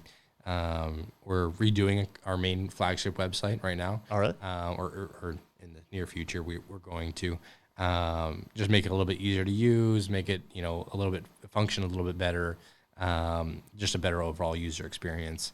We're also like going through and adding a lot better product descriptions, so that there's unique content on those, so that it's actually useful to someone that's looking at a particular product. Yeah. There's data, there's specs on the ammo, because a lot of that stuff was missing as we added a lot of products. It was hard to keep up. Yeah. Well, there's a lot of products. I mean, yeah. We stock, I think, over 1,000 SKUs right now at any given time. So the number of our SKUs on our website is like 3,000 in total, but at any given time, 2,000 of those are out of stock. Oh, wow. But about 1,000 of them are, in stock, and sometimes it's drop ship, sometimes it's like in-house inventory. We have a proprietary system we've built that allows us to like basically switch between those sales. But yeah, I mean, it's gonna be a good year. Right now, we're just kind of making sure we're gonna stock up for this fall. Like I said, ammo's gonna level out, and I think it's gonna get real bad in the fall. The powder shortage is a real thing. Do we know what causes that, or? Yeah, so the powder shortage really comes down to the component that makes powder, which is nitrocellulose. And right now, the biggest exporters in the world of that were Russia and China. Really? Yes. That's not. I was gonna say it sounds like another national defense faux pas on our part. That's not made in the USA. You're not doing that. So a little bit. There is a little bit that's made in the U.S., but not enough. The majority of what we were getting was coming from outside the U.S. Oh, jeez. And so now that China's kind of cut off the flow, nothing's been coming out of Russia for a while. I talked to some people that import powder, and that's all they do. And they were like, this time, he basically said by the fall of this year. And I think this is a bit extreme, but he said that 223 will be back to $1 a round. We also have the election too, Yeah. so there's a couple of variables that might push it towards it again. Yeah. It's happened before a couple times. It has, and so that's what's a little bit scary is because like I'm seeing what's available now versus last year. Last year at this time, I could buy as much 5.56 as I wanted at like 60 cents a round, or like 39 cents a round. Yeah. And right now what we're seeing is very limited ability to order. Everything's already sold out for the year. For the year. For the year. Oh my gosh. People that have pretty big accounts with these manufacturers are still able to get a little bit. Yeah. But I mean, it's been very hard to order 5.56. And when the stuff that we are getting is very expensive. And so I won't be surprised if it's like between 70 and 80%, 70 to 80 cents a round for 5.56 and 223 come this fall. Oh my gosh. And it doesn't help that the Lake City Armory is pivoting their priorities too with the 277 Sig Fury. They're also, I think you told me they're building a whole other plant for that too. So I think that was SIG that was doing that. SIG is the one basically has the ammunition contract, I believe. I could be wrong about that. I'm not too up to spec on the 277, just because it's like... Well, it's a low volume. No one's buying it now. Literally no one needs that ammo other than people that have those guns. Which is not a lot of people. Only the government. I think I've seen 2 sell. Like you can buy, you can buy it all day long in 308. 308, but 277, it's practically impossible. I've seen 2 sell. Yeah. Like I've talked to Rifle Gear is a great mom and pop shop by me, and they're range too. We do corporate events at, and they were telling me like they've seen 2 like ever. Because again, all the priorities is military contracts. Same with the suppressor for the SIG. Yeah. So it's like. And again, so I mean, Lake City right now is specifically manufacturing a ton of ammunition for both the wars because the DoD is buying it and then shipping it over there. Yep. I mean, I can tell you right now, like there's almost no ammo coming out of that for the civilian market. Oh, I believe it. I got approached to buy a little bit from a law enforcement contract that was overrun. Oh, really? And I mean, it was a ridiculous price, and it wouldn't be available for like 5 months. Oh, 5 months? Yeah. Jeez. So, and it's not a lot of ammo. Like it's going to be.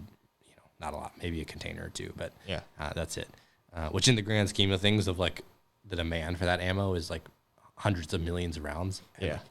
Maybe you get 2 at most. Yeah.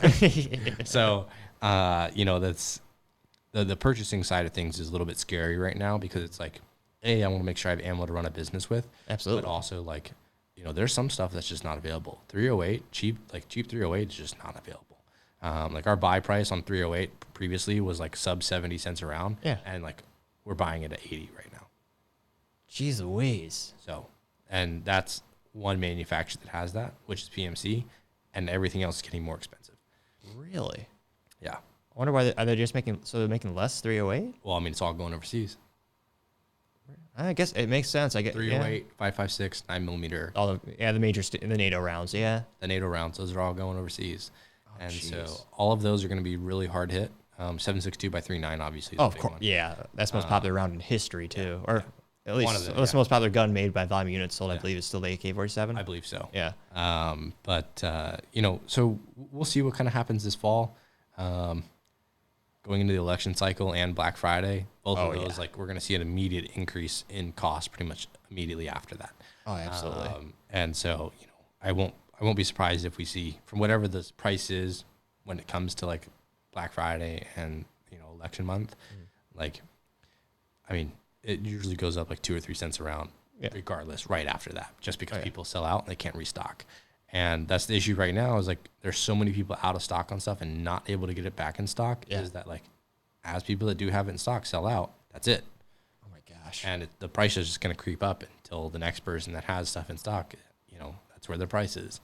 And there's no incentive for them to, drop it. Right? No, I was going to say long gone are those days. I mean, not to be an old guy again, but like an old soul, like back in my day when I was in college in Iowa, like you can buy a 1,000-round case of Winchester 223 for $275, and they would give you a $50 rebate. Yep. I haven't seen a rebate like that since. It's nuts. Unfortunately, it's a pretty tough time to shoot a lot of ammo. That's something you do. But hopefully things will improve after the election, assuming Trump wins. Although I was going to say, we say that, but I mean, after, what was it, the 2016 election, a lot of AR-15, because again, there's an oversaturation in the AR-15 market because again, the patent's long expired, anyone can make it. Yeah. A lot of them went out of business because the demand's just dropped so much. Yeah, so that's, if that happens, because obviously if demand drops, then prices will too, right? So, so typically speaking, if a Republican wins office and there's not like crazy things happening,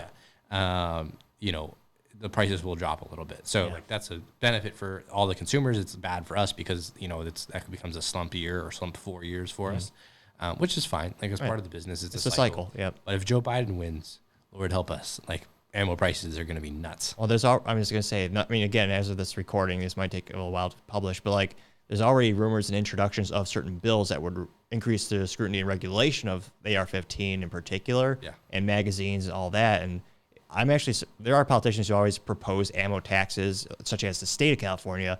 We haven't seen it on a federal level yet, but it's not on the realm of possibility, and that could be another thing that hinders the industry, kneecaps it overnight. Yeah, I mean, we'll see that if that happens, it'll get passed, and it'll be like a couple months before it happens. But God forbid something like that happens. Yeah, it's going to be a run on ammo for 3 months. Oh yeah, and stuff's going to go skyrocket through the roof, right? Oh yeah. And how do you deal with that from a business perspective? Because if you don't increase your price enough, your competitors will buy it and then they'll resell it to the end user. How do you handle those types of situations? Yeah, I mean, typically speaking, it's like, like I said, when things go boom, and we have a ton of sales start happening, we're watching it like every 15 minutes. We're adjusting our price. Oh my gosh, 15? Yeah, it's when the Palestine-Israel thing happened, I counted probably 20 or 30 times in a single day where I was adjusting the price. Oh, wow. Yeah. It was just because so many people were selling out. And we still including yourself, I'm sure. I mean, we still had so many SKUs. Basically, all of the 5.56 that was at distributors and basically at most of the large retailers on the first page of AmmoSeek, for that matter, sold out of all their inventory, even stuff that had been stuck since COVID. Oh, wow. And so we're talking stuff that was like way overpaid for. Yeah. And it was all gone.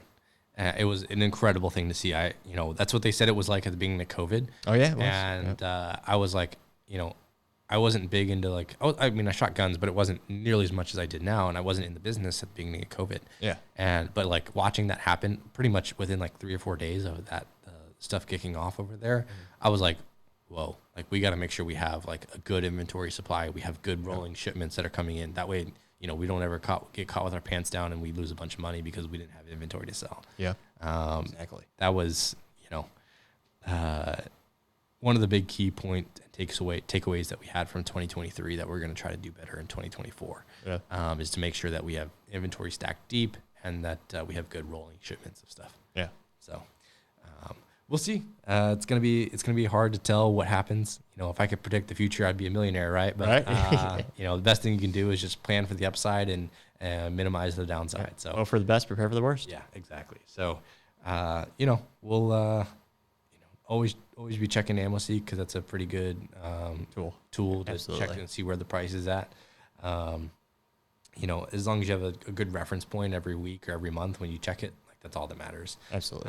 You can head over to southerndefense.com. We're actually going to, in the next couple of weeks, we'll have a price tracker for pretty much all major calibers. Oh, awesome. So we have ammopricesnow.com, which is the the site that it's tracking it currently. We just purchased that website. Oh, cool. And so we're getting that integrated into our Southern Defense website. And so you should be able to, it'll tell you the history of the pricing for the last, 6, 8 months, a year, whatever you want to do. And eventually what we'll have on our site is for each individual product, we'll have a price history for it at a macro scale, not just on our website. That's cool. So that way you always know like kind of what the best price for something is, whether you're getting a good deal, whether you expect it to go up. If you see it trending up, buy now. If you see it trending to go down, then you can wait. It's that's a cool feature that we can offer now, and we'll have integrated on all of our pages at some point. So that's awesome. It's pretty interesting. Save a lot of people a lot of time, because I know a lot of people will try to do that and they'll do it manually and it'll take forever. Yeah, no, this is something that we've got set up automated, so it tracks all the major calibers right now. Nice. Eventually, we'll add the individual products. We'll start with the most popular ones and just work down a list. Awesome. We'll definitely put that in the podcast description too. Yeah, AmmoPricesNow.com, a great resource if you want to track prices and kind of see how different major events affect, the prices on any caliber. So definitely a good resource. And then what do you like to do outside the office? So outside the office, obviously I like to shoot. Yeah. I'm a big gun guy. Long range stuff has been a passion of mine for a couple of years now. What caliber? 6.5 Creedmoor. Oh, nice. Yeah, so I've got a custom built AR-10 that is really? Just an absolute, banger of a rifle. Nice. It is 900 yards. I can pretty much hit first round impacts at. It's my it's gosh. An incredible gun. Super smooth. I can do I can shoot twice at 600 yards. I've got a video of me doing this actually. Really? 600 yards. I can shoot twice before the first impact hits. So it's like bang, bang, bing, bing. Oh, that's really cool. It's a great experience. Super fun gun to shoot. We go do a team competition in New Mexico every year, me and my partner. And it's a good time. I highly recommend, we like to say it's golf for guns. Yeah. Or for men. But it's great. I mean, it's expensive, but it's fun. Yeah. Aside from shooting, I'm big into golf, actually, believe it or not. Really? My brother lives on a golf course, and we picked that up over COVID. So cool. We go out on the weekends and try to get some green space away from the computer. There you go. It's a good way to get some exercise and drink a couple beers. So it's a good time. I actually really like to cook. Oh, really? What kind of stuff? So right now I'm big on the grill and like smoking meats and stuff like that. Nice. Steak dinner is kind of like my thing. Can't beat a good steak. Oh man, you can't beat a good steak. But so that's like the number one thing I cook right now is like steak and different types of meats on the grill. My brother has a green egg, so we smoke a bunch of chicken and brats and you name it, we've done it. Perfect. So I'm big in cooking. I don't get a lot of time to do it right now. Of course, I enjoy it. I'm actually kind of a video game nerd. Oh, really? I've been love playing video games competitively for a while. I was actually on my college's collegiate CSGO team, cool. Counter-Strike Global Offensive, if anyone knows what that is. I was on their junior team because their varsity team was full up, but we had a really good team. We had a ton of fun. We played in some fun tournaments online, and so I was the team captain for our junior team, but I played video games since I was like 13 probably. Oh, that's awesome. And so Escape from Tarkov is a big one that I like. Yeah.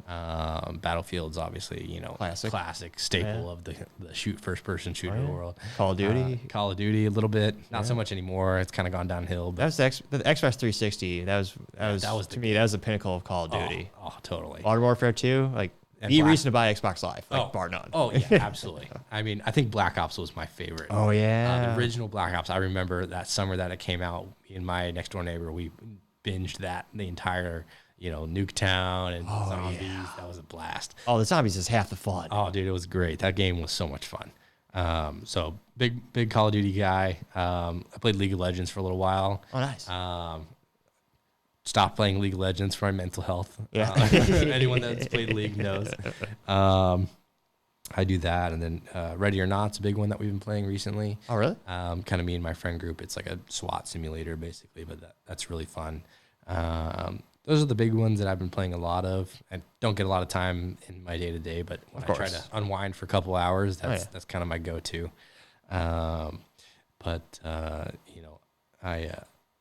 I enjoy really like building guns and stuff like that. So I'll sometimes just like go into our armory at work and like tinker and stuff like that.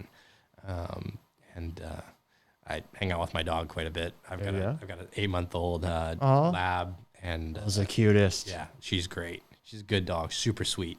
And yeah, I don't know. That's pretty much consumes all my free time. I don't do a whole lot outside that. I know it sounds kind of lame, but Well, no, if you run a business, you won't get a lot of free time. I know how it is. I love to travel. So traveling not for work is the most enjoyable, but I take it where I can. Oh, yeah. I'm actually tomorrow morning. I'm hopping on a flight to go to Savannah, Georgia. Oh, really?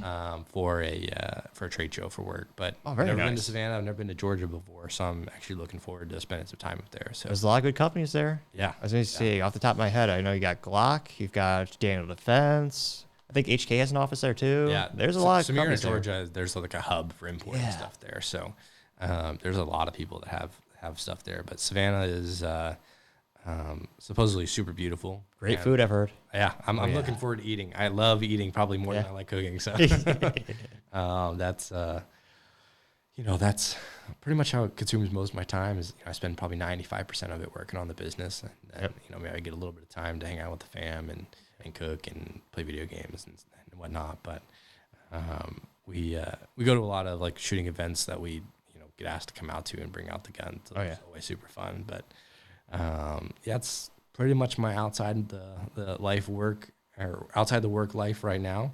I'm sure in the future, other stuff will come up. But I just actually recently came back from a trip in Wyoming. Oh, really? One of our partners has a house up there, and he invited us out there to do our planning for the year. And so we went snowboarding for a day. And cool. I think I'm gonna get it was my second time ever snowboarding, so I think I'm gonna get really heavily into that. I really enjoyed that. It was a super good time. So I just gotta go find the time to get fitted and get a board and all that. But it'll be just fine.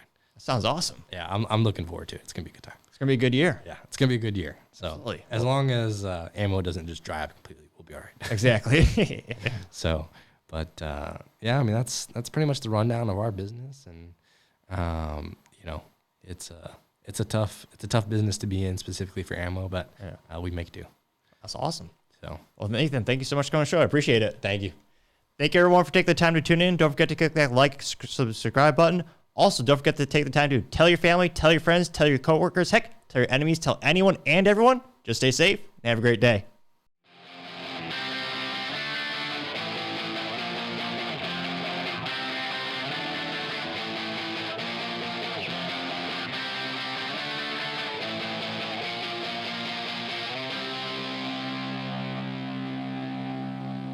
Topping Talks.